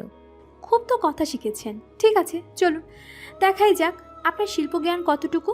তবে শর্ত আছে, আজ আপনি আমাকে কোনো কিছুতে বাধা দিতে পারবেন না। আমি আমার মতো করে ঘুরবো। অবশ্যই ম্যাডাম, আজ আমি আপনার বয়ফ্রেন্ড বডিগার্ড হই। শিল্পকলা একাডেমির গ্যালারিতে তখন শিল্পপ্রেমী মানুষের হালকা ভিড়। চারদিকে দেয়ালে টানানো আধুনিক সব চিত্রকর্ম। মাহিরা সত্যিই শিল্পের সমজদার। সে একটা ছবির সামনে দাঁড়িয়ে মুগ্ধ হয়ে দেখছিল, আর আরিয়ান তার পাশে দাঁড়িয়েছিল। মাহিরা একটা অ্যাবস্ট্রাক্ট পেইন্টিংয়ের দিকে ইশারা করে বলল, এই ছবিটা দেখুন। শিল্পী এখানে গাঢ় নীল রং দিয়ে একাকিত্ব আর হলুদ দিয়ে আসার এক অসাধারণ কন্ট্রাস্ট তৈরি করেছেন। আপনার কি মনে হয়? আরিয়ান তখন অন্যদিকে তাকিয়েছিল। তার চোখ দুটো সতর্কভাবে গ্যালারির অন্য প্রান্তের এক লোককে অনুসরণ করছিল। লোকটার হাতে একটা ব্রিফকেস। মাহফুজের পাওয়া তথ্যের সাথে লোকটার বর্ণনা মিলে যাচ্ছে। অসাধারণ। শুধু অসাধারণ, আপনার আর্কিটেকচার ফার্মের মালিক হিসেবে তো আপনার আরও গভীর কিছু বলার কথা ছিল। নাকি সেই দিন বন্ধুদের সামনে যা বলেছিলেন সবটাই বানানো ছিল? এর চেয়েও গভীর কিছু আছে ম্যাডাম। দেখুন, শিল্পী এখানে শুধু রং ব্যবহার করেনি, তিনি নীরবতাকেও ব্যবহার করেছেন। ক্যানভাসের সাদা অংশগুলোই আসলে ছবির মূল গল্পটা বলছে। এটাই সেই না বলা কথা যা আমরা সবাই নিজের ভিতরে বয়ে বেড়াই। মাহিরা হতবাক হয়ে গেল। লোকটা ছবিটার দিকে না তাকিয়ে এমন একটা ব্যাখ্যা দিল যা আমাগোর নিজের ভাবনার চেয়েও গভীর। আপনি দেখতে থাকুন, আমি একটু ওয়াশরুম থেকে আসছি। এই বলে সে দ্রুত ভিড়ের মধ্যে অদৃশ্য হয়ে গেল। মাহিরা কয়েক মুহূর্তে স্থির হয়ে দাঁড়িয়ে রইল। তারপর তার মনে খটকে লাগলো। লোকটার আচরণ কেমন যেন অদ্ভুত লাগছিল। সে কি সত্যি ওয়াশরুমে গেছে নাকি অন্য কোথাও? জন্মদিনের সেই রাত, বসুন্ধরা সিটির সেই ব্যবসায়ীর সাথে অদ্ভুত আলাপ, আর ইউনিভার্সিটির সেই বিলিয়ন ইউনের মোবাইল গেম। সব কিছু তার মাথায় একসাথে চট পাকাতে শুরু করলো। কৌতূহলের কাছে হার মেনে মাহিরা পা বাড়ালো। আরিয়ানকে খুঁজতে লাগলো। ওয়াশরুমের সামনে তাকে না পেয়ে সে গ্যালারির অন্য প্রান্তের দিকে গেল। আর তখনই একটা ইমার্জেন্সি এক্সিটের দরজার আড়ালে আবছা আলোয় সে আরিয়ানকে দেখতে পেল। সে লুকিয়ে ফোনে কথা বলছিল। তার কণ্ঠস্বর ছিল নিচু কিন্তু তীব্র এবং কর্তৃত্বপূর্ণ। প্যাকেজটা কি হাত বদল হয়েছে? কনফার্ম? গুড। টার্গেটকে ফলো করো, কিন্তু কোনো অ্যাকশনে যাবে না। আর আমার পরবর্তী নির্দেশের জন্য অপেক্ষা করো। আর শোনো, কোনো প্রমাণ ছাড়ার জন্য সে এক পাও নড়তে না পারে। Power and out. মাহিরা পাথরের মতো দাঁড়িয়ে রইল। প্যাকেজ, টার্গেট, নির্দেশ, এসব কোন ধরনের ভাষা? একজন বডিগার্ডের ভাষা তো এসব থাকার কথা নয়। তার মনে হলো সে যেন কোনো স্পাই থ্রিলার সিনেমার দৃশ্য দেখছে। তার বুকের ভেতরটা ধক করে উঠল। কে এলো? এর আসল উদ্দেশ্য কি? সে কি বাবার কোনো শত্রু নাকি অন্য কিছু? হাজারো প্রশ্ন তাকে ঘিরে ধরল। আরিয়ান ফোনটা পকেটে রেখে ঘুরে দাঁড়াতেই মাহিরার মুখোমুখি হলো। মাহিরার চোখে অবিশ্বাস আর সন্দেহের দৃষ্টি দেখে সে মুহূর্তেই বুঝে গেল মাহিরা সব শুনে ফেলেছে। ম্যাডাম আপনি এখানে? প্যাকেজটা কিসের জন্য আরিয়ান? আর আপনার টার্গেটে বা কে? আপনি সত্যি করে বলুন, আপনি কে? আপনি যা ভাবছেন তা নয় ম্যাডাম, আমি আমার এক পুরনো সোর্সের সাথে কথা বলছিলাম। মাঝে মাঝে আন্ডারওয়ার্ল্ডের কিছু খবর কানে আছে। আমি শুধু নিশ্চিত করছিলাম যে আজকের এই অনুষ্ঠানে আপনার জন্য কোনো হুমকি নেই। প্যাকেজ আর টার্গেট এগুলো আমাদের ইনফরমারদের সাথে কথা বলার কোড ল্যাঙ্গুয়েজ, যাতে কেউ শুনে ফেললেও কিছু বুঝতে না পারে। ব্যাখ্যাটা ছিল নিখুঁত। একজন দক্ষ বডিগার্ডের জন্য এমনটা করা অস্বাভাবিক কিছু নয়, কিন্তু মাহিরার মন মানছিল না। সে আরিয়ানের চোখের দিকে তাকিয়েছিল, সত্যটা খোঁজার চেষ্টা করছিল, কিন্তু সে চোখের গভীরতা মেপে ওঠা অসম্ভব। আপনার সব কথায় কেমন যেন গোলমেলে। কখনো আপনি মোবাইল গেমে বিলিয়ন ইয়েন নিয়ে কথা বলেন, কখনো ভাইয়ের সামনে ফুটবল খেলার বাজি নিয়ে গল্প বানান, আবার এখন বলছেন কোড ল্যাঙ্গুয়েজ। কোনটি সত্যি আরিয়ান? সবটাই সত্যি ম্যাডাম। আমার জগৎটা আপনার জগতের মতো সরল নয়। এখানে টিকে থাকতে হলে অনেকগুলো মুখোশ পরে থাকতে হয়, কিন্তু আমার সব মুখোশের আড়ালে একটাই চেহারা, আর সেটা হলো আপনার রক্ষাকর্তা। বিশ্বাস করুন, আমি আপনার কোনো ক্ষতি করতে এখানে আসিনি। তার কণ্ঠস্বরে এমন এক আন্তরিকতা ছিল যা মাহিরার দ্বিধাকে পুরোপুরি দূর করতে না পারলেও তার সন্দেহকে কিছুটা হলেও নরম করে দিল। কিন্তু একটা কাঁটা তার মনে ঠিকই বিঁধে রইল। এই মানুষটা যা বোঝায়, যা দেখায়, সে আসলে তার চেয়েও অনেক বেশি কিছু। আর্ট গ্যালারির ঘটনার পর কয়েকটা দিন কেটে গেছে। মাহিরা আরিয়ানের সাথে খুব বেশি কথা বলেনি। তার মনের ভেতরের সন্দেহটা একটা সুপ্ত আগ্নেয়গিরির মতো রয়ে গেছে। সেদিন ইউনিভার্সিটি থেকে ফেরার পথে আকাশটা হঠাৎ করে কালো মেঘে ছেয়ে গেল। কিছুক্ষণের মধ্যে শুরু হলো মুষলধারে বৃষ্টি আর ঝড়ো হাওয়া। গাড়ি যখন সাভারের কাছাকাছি, তখন রাস্তার পাশের একটা বিশাল পুরনো গাছ দমকা হাওয়ায় মরমর করে ভেঙে পড়ল ঠিক তাদের গাড়ির সামনে। রাস্তা পুরোপুরি বন্ধ। ড্রাইভার ব্রেক কষতে কষতে বলল, সর্বনাশ স্যার, এখন কি হবে? এই ঝড় বৃষ্টিতে তো গাছ সরাতে সকাল হয়ে যাবে। আরিয়ান দ্রুত পরিস্থিতি পর্যবেক্ষণ করল। পেছনেও গাড়ির লম্বা লাইন পড়ে গেছে। এখানে আটকে থাকাটা নিরাপদ নয়। কাছাকাছি নিরাপরাধ কোনো জায়গা আছে? একটু সামনে পুরনো সরকারি বাংলো আছে স্যার, পরিত্যক্ত কিন্তু মাথা গোজার মতো আশ্রয় হয়ে যাবে। ওখানে চলুন। বাংলোটা ছিল ভুতুড়ে বাড়ির মতো। দেয়ালের পলিস্তারা খসে গেছে, চারদিকে মাকড়সার জাল, কিন্তু এই ঝড়ো রাতের জন্য এর চেয়ে ভালো আশ্রয় আর হয় না। ভেতরে অন্ধকার। মাহিরা হতাশ হয়ে বলল, গ্রেট, এখন সম্পন্ন হলো। তার অন্ধকারে কিছুটা ভয় লাগে। সে নিজের অজান্তে আরিয়ানের স্যুটের হাতাটা খামছে ধরল। আরিয়ান তার হাতের স্পর্শে মুহূর্তের জন্য স্থির হয়ে গেল। তারপর শান্তভাবে নিজের ফোন বের করে ফ্ল্যাশলাইট অন করলো। ভয় পাবেন না ম্যাডাম, আমি আছি। সে আলোয় তার বাংলোর ভেতরে একটা বড় হল ঘর খুঁজে পেল, যেখানে কিছু পুরনো আসবাবপত্র রাখা। আরিয়ান তার লাইটার দিয়ে একটা ভাঙা মোমবাতি জ্বালিয়ে দিল। মোমের নরম কাপা কাপা আলোয় ঘরটার ভুতুরে পরিবেশটা কেমন যেন রোমান্টিক হয়ে উঠল। বাইরে তখন বৃষ্টির তাণ্ডব চলছে, আর ভেতরে মোমের আলোয় দুটো মানুষ, এক অপরের কাছ থেকে কিছু দূরে, কিন্তু পরিস্থিতির কারণে আশ্চর্য রকম কাছাকাছি। আমার ধারণা আপনার ডিউটি প্রোটোকলে নিশ্চয়ই এমন ভুতুরে বাড়িতে রাত কাটানোর নিয়ম লেখা ছিল না? আমাদের ট্রেনিংয়ে শেখানো হয় যে কোনো পরিস্থিতির জন্য প্রস্তুত থাকতে। তবে হ্যাঁ, সিলেবাসে মোমবাতির আলোয় গল্প করার কোনো অধ্যায় ছিল না। তার এই অপ্রত্যাশিত রসিকতায় মাহিরা হেসে ফেলল। আপনি মাঝে মাঝে এমন কথা বলেন যা আপনার এই গম্ভীর চেহারার সাথে একদমই মানায় না। মানুষ তো তার চেহারার চেয়েও অনেক বেশি কিছু, তাই না ম্যাডাম? এই কথাটা মাহিরার বুকের ভেতর গিয়ে লাগলো। সে আর নিজেকে ধরে রাখতে পারল না। আর্ট গ্যালারির সেই সন্দেহটা আবার মাথা চাড়া দিয়ে উঠল। আপনি কে আরিয়ান? সত্যি করে বলুন, আপনি কে? আপনি শুধু একজন বডিগার্ড নন, এটা আমি এখন জানি। আপনার কথা বলার ভঙ্গি, আপনার জ্ঞান, আপনার এই গোপন ফোন আলাপ সব কিছুই বলছে আপনি অন্য কেউ। কেন আপনি আমার পিছনে লেগে আছেন? কি চান আপনি? আরিয়ান মোমবাতির শিখার দিকে তাকিয়েছিল। আলোটা তার মুখের একপাশে পড়ে এক রহস্যময় ছায়া তৈরি করেছে। সে জানতো এই প্রশ্নটা আসবে, এবং সে জানতো একটা সস্তা মিথ্যা দিয়ে আজ আর এই বুদ্ধিমতী মেয়েকে ভোলানো যাবে না।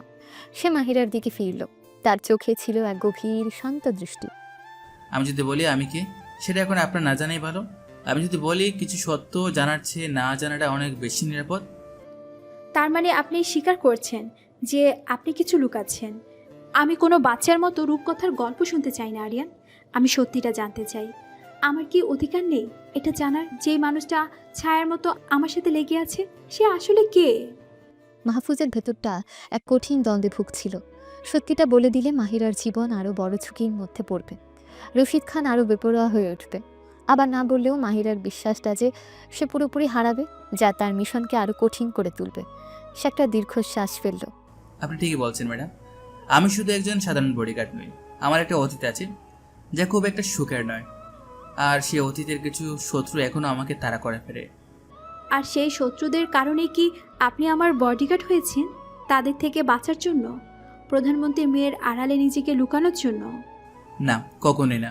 আমি এখানে এসেছি আপনাকে রক্ষা করার জন্য, কারণ আমার শত্রুরা এখন আপনার ক্ষতি করতে চায়। আপনার শত্রুরা আমার ক্ষতি করতে চায় কেন? আমি তো তাদের চিনিও না। কারণ তারা জানে আপনার ক্ষতি করা মানে আমার সবচেয়ে বড় দুর্বল জায়গায় আঘাত করা। কথাগুলো বলে ফেলেই মাহফুজ বুঝতে পারল সে তার পেশাদারিত্বের সীমা ছাড়িয়ে অনেক বেশি ব্যক্তিগত একটা কথা বলে ফেলেছে। মাহিরা হতবাক হয়ে তার দিকে তাকিয়ে রইল। তার কান দুটো যেন কথাগুলোকে বিশ্বাস করতে পারছিল না। আপনার দুর্বল জায়গা? আরিয়ান বুঝতে পারল তার আবেগ তাকে ভাসিয়ে নিয়ে যাচ্ছে। সে নিজেকে সামনে নিয়ে এক পা পিছিয়ে গেল। আমি বোঝাতে চেয়েছি যে আপনি আমার দায়িত্বে আছেন। আপনার কোনো ক্ষতি হলে সেটা আমার পেশাগত ব্যর্থতা হবে। কিন্তু যা বলার তা বলা হয়ে গেছে। যে অনুভূতিটা দুজনের মনেই এতদিন সুপ্ত ছিল তা আজ এই ঝড়ো রাতে মোমের আলোয় প্রথমবার ভাষা খুঁজে পেল। তাদের মধ্যকার সমস্ত মানসিক দূরত্ব যেন এক মুহূর্তে ঘুচে গেল। আপনার চোখ আপনার কথা সায় দিচ্ছে না আরিয়ান। আমি যেই হই না কেন আপনার কোনো ক্ষতি হতে দেব না, এটা বিশ্বাস করতে পারেন।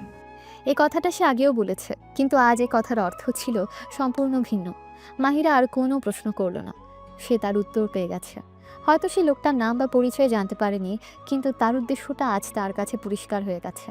সে আরিয়ানের চোখের গভীরে যে সততাটা দেখল তা তার সমস্ত সন্দেহকে ধুয়ে মুছে দিল। সে শুধু মাথা নাড়ল। ঠিক যখন বাংলোর ভেতরের পরিবেশটা একরকম এক নরম গভীর বিশ্বাসে স্থির হয়েছে, তখনই বাইরের প্রকৃতি শান্ত হওয়ার বদলে আরও হিংস্র হয়ে উঠল। তবে এবার সেটা শুধু ঝড় বৃষ্টির শব্দ ছিল না। হঠাৎ করে বাংলোর বাইরে সদর দরজায় সজোরে লাথি মারার শব্দ হলো। একবার দুবার। আরিয়ানের পুরো শরীর মুহূর্তে টানটান হয়ে গেল। তার সেই নরম আবেগঘন দৃষ্টি মিলিয়ে গিয়ে সেখানে ফিরে এলো এক শিকারী বাঘের হিংস্রতা। ভেতরে থাকুন, দরজার কাছ থেকে সরে আসুন। কারা ওরা? সম্ভবত যাদের আসার কথা ছিল না। আরিয়ান দ্রুত ঘরের চারিদিকে চোখ বুলিয়ে নিল। তার হাত নিজের কোমরে রাখা পিস্তলের দিকে চলে গেল। ধয়ম করে একটা বিকট শব্দে বাংলোর জীর্ণ দরজাটা ভেঙে পড়ল। দরজার মুখে এসে দাঁড়ালো 5-6 জন মুখোশধারী লোক। তাদের হাতে ছিল লোহার রড আর হকি স্টিক। সামনের লোকটা কর্কশ গলায় হেসে উঠল। ভিতরে তো একজনই আছে ভেবেছিলাম, সাথে তো দেখছি রাজকন্যাও আছে। রশিদ ভাইয়ের ভাগ্য ভালো, এক টিকিটে 2 ছবি। মেয়েটাকে তুলে নিয়ে আয়। রশিদ খানের নামটা শোনার সাথে সাথেই মাহফুজের চোখ দুটো জ্বলে উঠল। সে জানতো রশিদ খান তাকে অনুসরণ করছে, কিন্তু তারা এত তাড়াতাড়ি এই জায়গায় খোঁজ পেয়ে যাবে সেটা সে ভাবেনি। এক পাও এগোবি না। মাহফুজের কণ্ঠস্বর ছিল শান্ত। গুন্ডারা তার কথায় পাত্তা না দিয়ে হাসতে হাসতে এগিয়ে এলো। ওরে বাবা, হিরো, তুই একা আমাদের 6 জনকে কি করবি? পরের কয়েকটা মিনিট যা ঘটল তা মাহিরা তার সারা জীবনেও ভুলতে পারবে না। সে যা দেখল তা ছিল অবিশ্বাস্য। সিনেমার পর্দার চেয়েও বেশি নাটকীয়। আরিয়ান তার বডিগার্ডের পরিচয়টা খোলসের মতো ছেড়ে ফেলে দিল। সে এক মুহূর্তের জন্য পিস্তলটা বের করার কথাও ভাবল না। সে জানত গুলির শব্দ আরও বিপদ ডেকে আনতে পারে। পরিবর্তে সে এক অসাধারণ যোদ্ধার রূপে অবতীর্ণ হলো। প্রথম দুজন এগিয়ে আসতেই সে অবিশ্বাস্য ক্ষিপ্রতায় একজনের হাত থেকে লোহার রডটা কেড়ে নিয়ে অন্যজনের মাথায় বাড়ি মারল।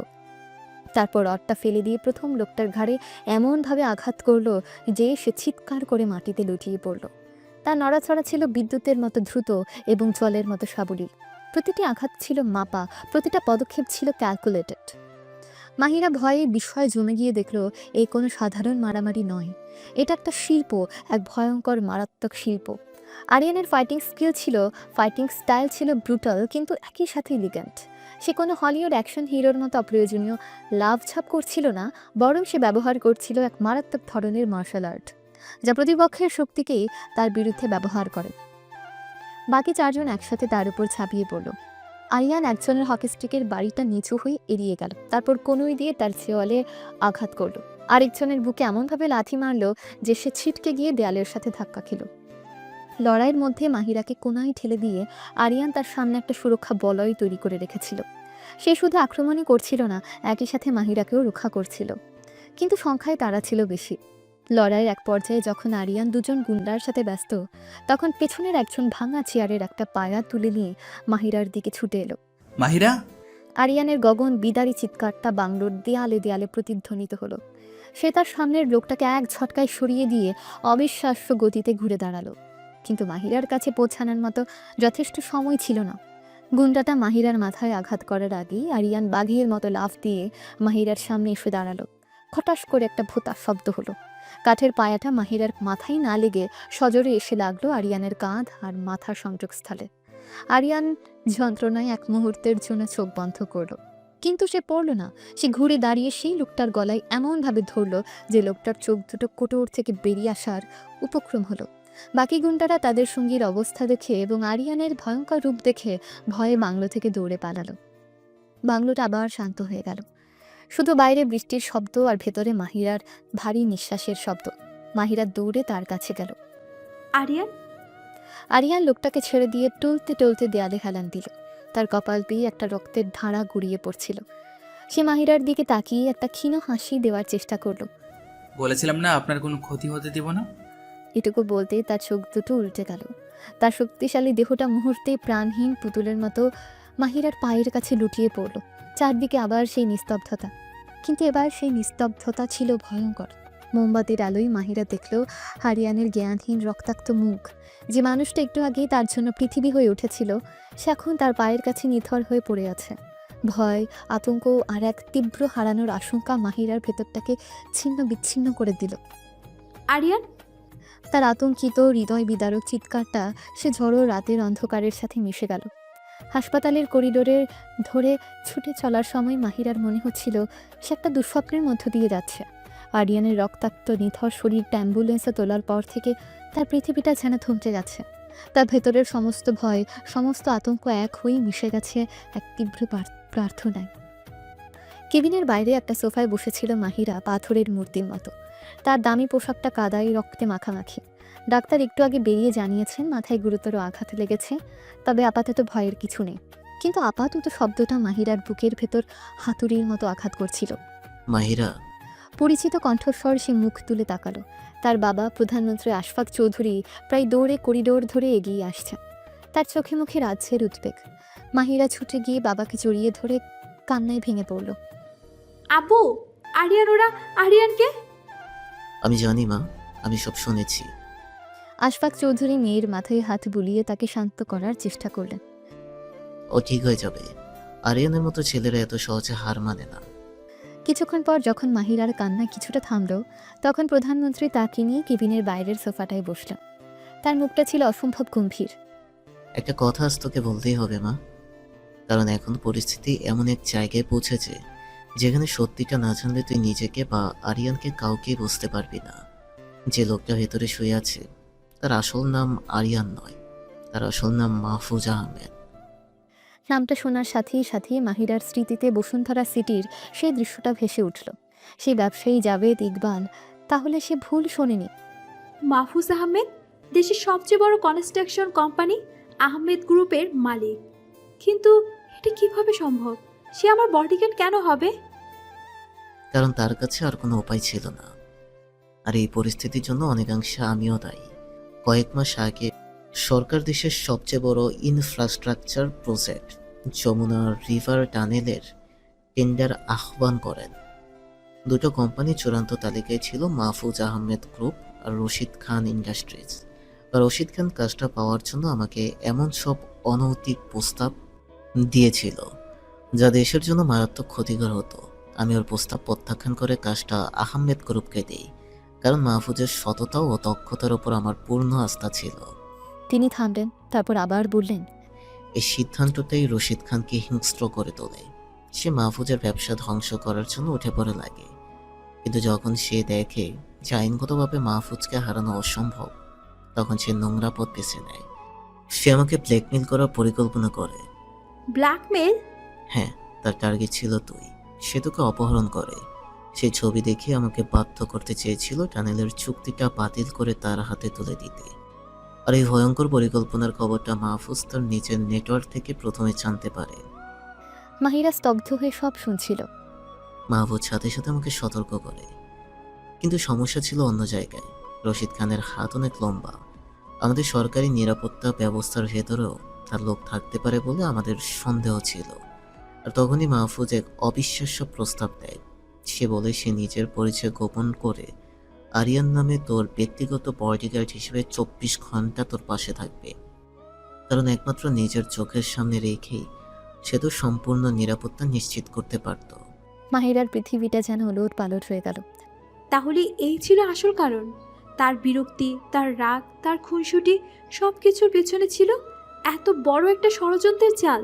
আর যে মানুষটাকে আমি রোবট, বিরক্তিকর লোক বলে এত অপমান করেছি, সে আসলে নিজের জীবন বাজি রেখে আমাকে রক্ষা করার জন্যই এই ছদ্মবেশ ধারণ করেছিল। কিন্তু বাবা, বাংলোর কথা ওরা জানলো কি করে? ড্রাইভার, আমাদের পুরনো ড্রাইভার মসজিদ, রশিদ খান তাকে টাকার লোভ দেখিয়ে কিনে নিয়েছিল। ঝড়ের রাতে গাছ পড়ার ঘটনাটা কোনো দুর্ঘটনা ছিল না, ওটা ছিল সাজানো। মজিদি রশিদ খানকে তোদের অবস্থান জানিয়েছিল। আমরা তাকে এরই মধ্যে গ্রেফতার করেছি। সবকিছু এখন কাঁচের মতো পরিষ্কার। মাহিরার চোখ দিয়ে অনুশোচনা আর ভালোবাসার অশ্রু গড়িয়ে পড়ল। সে আর এক মুহূর্ত দাঁড়িয়ে বা অপেক্ষা না করে কেবিনের দরজা খুলে ভেতরে ঢুকল। সাদা বিছানায় মাহফুজ শুয়ে আছে। তার মাথায় ব্যান্ডেজ, হাতে স্যালাইনের চ্যানেল। সেই শক্তিশালী দুর্ভেদ্য মানুষটা আজ কি ভীষণ অসহায়। মাহিরা তার পাশে চেয়ারটায় বসল। সে আলতো করে মাহফুজের হাতটা নিজের হাতে তুলে নিল। সে ফিসফিস করে বলল, যদিও সে জানতো মাহফুজ শুনতে পাচ্ছে না। আমি দুঃখিত মাহফুজ, আমি আপনাকে একটু বুঝতে পারিনি। আমি আপনাকে এত কষ্ট দিয়েছি। প্লিজ চোখ খুলুন, শুধু একটা বার। ঘন্টার পর ঘন্টা কেটে গেল। মাহিরা এক মুহূর্তের জন্য মাহফুজের হাতটা ছাড়েনি। ভোরের আলো যখন জানলার কাজ ভেদ করে ঘরে ঢুকছিল, ঠিক তখনই মাহফুজের আঙ্গুলগুলো সামান্য নড়ে উঠল। মাহফুজ চোখ খুলতে প্রথমে যে মুখটা দেখল সেটা মাহিরা। তার চোখে জল, কিন্তু সে জলের পেছনে ছিল একরাশ স্বস্তি আর গম্ভীর ভালোবাসা। মাহিরা, মাহিরা ঝুঁকে এসে তার কপালে হাত রাখল। আমি এখানে, আমি আপনার পাশেই আছি। আমার আমার দায়িত্বটা ঠিকমতো পালন করতে পেরেছি তো? মাহিরা নিজেকে ধরে রাখতে পারল না। সে মাহফুজের হাতের উপর মাথা রেখে কান্নায় ভেঙে পড়ল। আপনি শুধু আপনার দায়িত্ব পালন করেননি মাহফুজ, আপনি আমাকে নতুন করে বাঁচতে শিখিয়েছেন। এক সপ্তাহ পর মাহফুজ এখন অনেকটাই সুস্থ।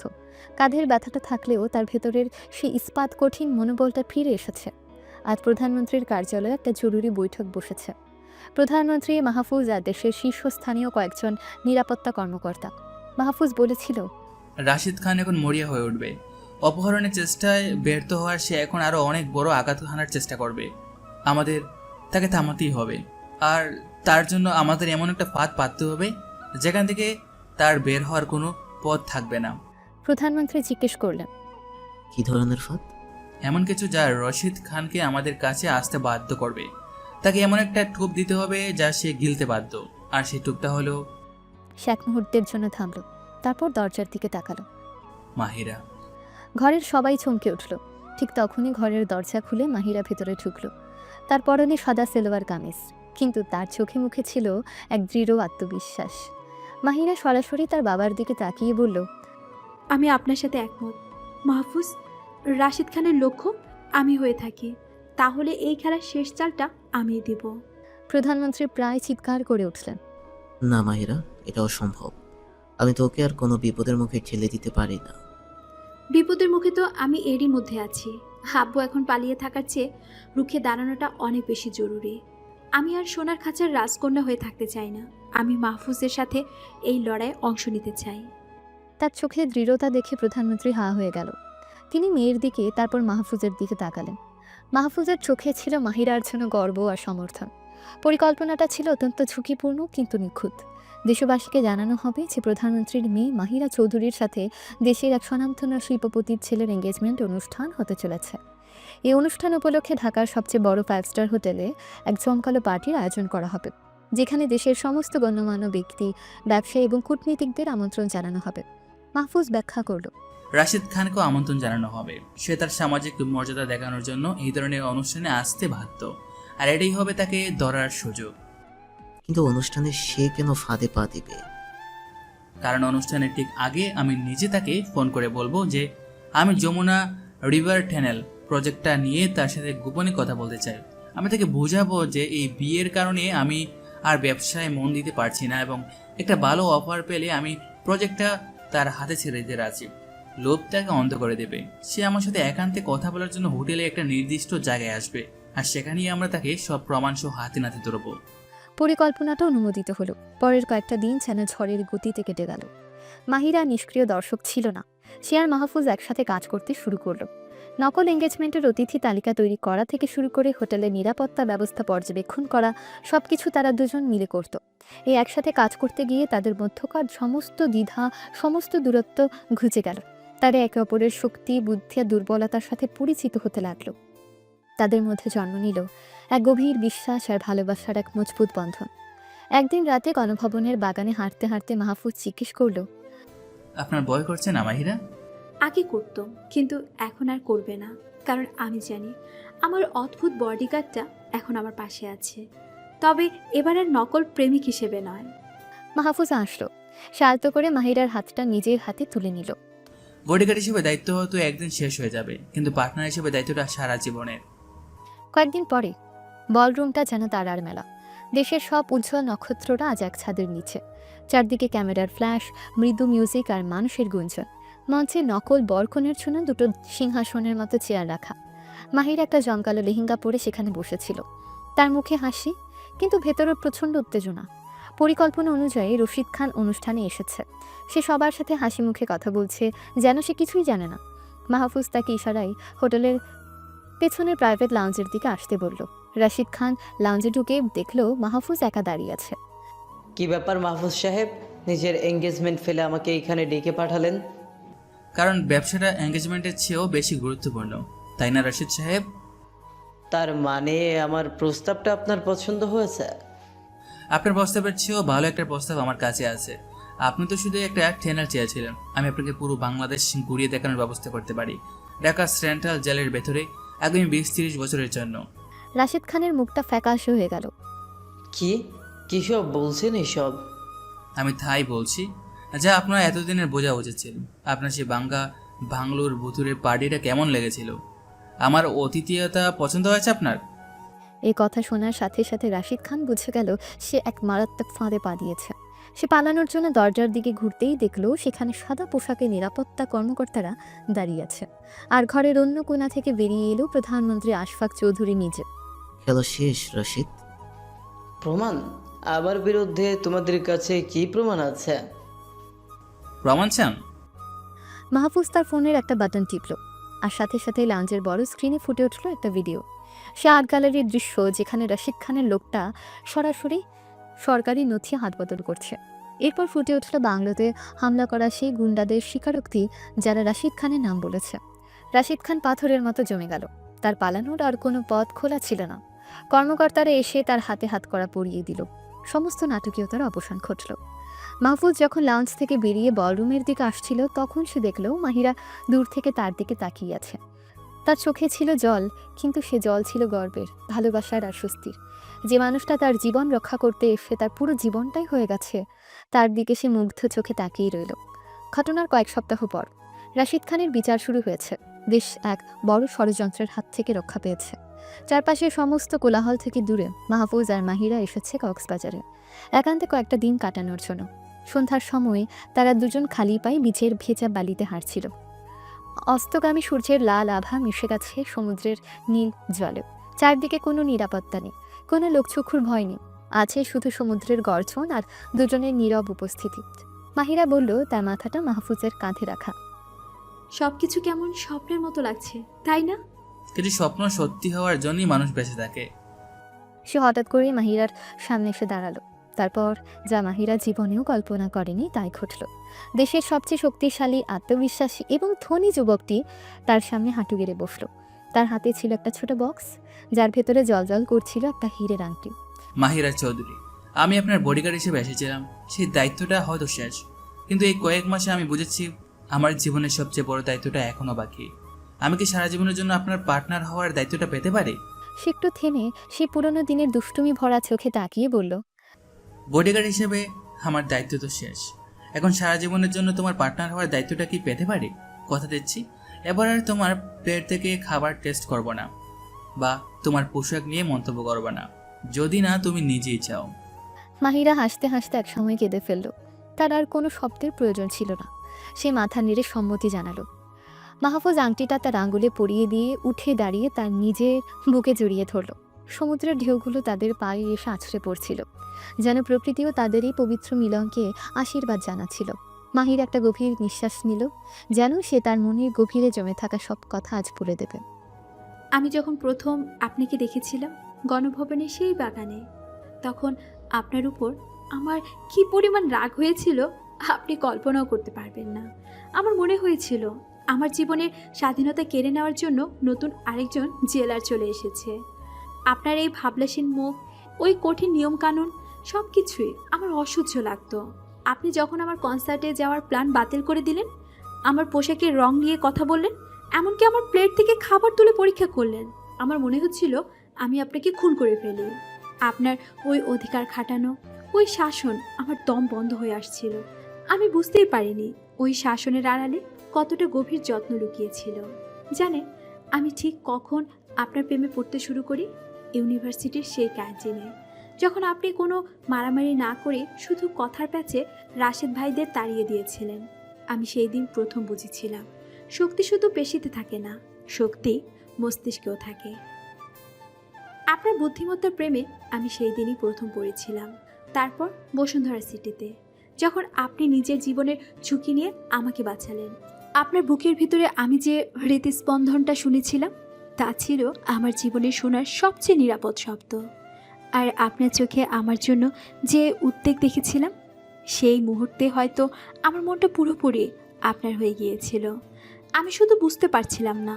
আর ওই রাতে সেই ভাঙা বাংলোতে মোমের আলোয় আপনি যখন বলেছিলেন আপনার ক্ষতি হওয়া মানে আমার সবচেয়ে বড় দুর্বল জায়গায় আঘাত করা, জানেন আমার বুকের ভিতরটা কেমন করে উঠেছিল?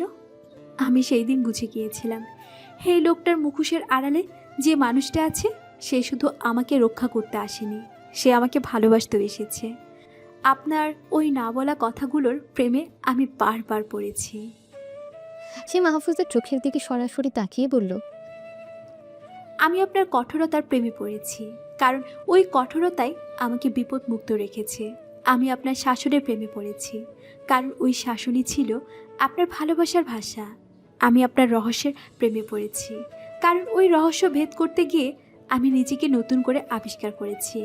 আপনি শুধু আমার বডিগার্ড ছিলেন না মাহফুজ, আপনি ছিলেন আমার সেই অভিভাবক, যার শাসন আমার ভালো লাগতো, সেই বন্ধু যার সাথে আমি মন খুলে সব কথা বলতে পেরেছি, আর সেই প্রেমিক যার জন্য আমি সারা জীবন অপেক্ষা করেছি। তার কথা শেষ হতেই মাহিরা নিজেই এগিয়ে এসে মাহফুজের ঠোঁটে আলতো করে চুমু খেল। আপনাকে ধন্যবাদ আমার অদ্ভুত বডিগার্ড, আমার জীবনে আসার জন্য, আমাকে ভালোবাসার মানেটা নতুন করে শেখানোর জন্য। মাহফুজ কোনো উত্তর দিল না। তার সমস্ত কথা যেন মাহিরার এই স্বীকারোক্তিতেই শেষ হয়ে গিয়েছিল। সে শুধু পরম ভালোবাসায় মাহিরাকে আবারও নিজের বুকে জড়িয়ে ধরল। সূর্যাস্তের শেষ আভা তখন তাদের দুজনের উপর এসে পড়েছে, যেন এক নতুন এবং সুন্দর ভবিষ্যতের সাক্ষী হয়ে উঠল। তো গল্পটা এখানেই শেষ হচ্ছে। আপনাদের কাছে গল্পটা কেমন লেগেছে অবশ্যই কিন্তু আমাদেরকে কমেন্ট করে জানাতে ভুলবেন না, এবং আমাদের গল্পটা বা আমাদের চ্যানেলে যদি নতুন হয়ে থাকেন তবে অবশ্যই কিন্তু চ্যানেলটাকে সাবস্ক্রাইব করে দিতে ভুলবেন না, এবং পাশে থাকা বেল আইকনটিও অর্থাৎ ঘন্টার বাটনটাও চেপে দেবেন, যাতে করে নিয়মিত গল্পের আপডেটগুলো আপনাদের কাছে সবার আগে পৌঁছে যায়। তো সবাই ভালো থাকবেন, সুস্থ থাকবেন। আল্লাহ হাফেজ।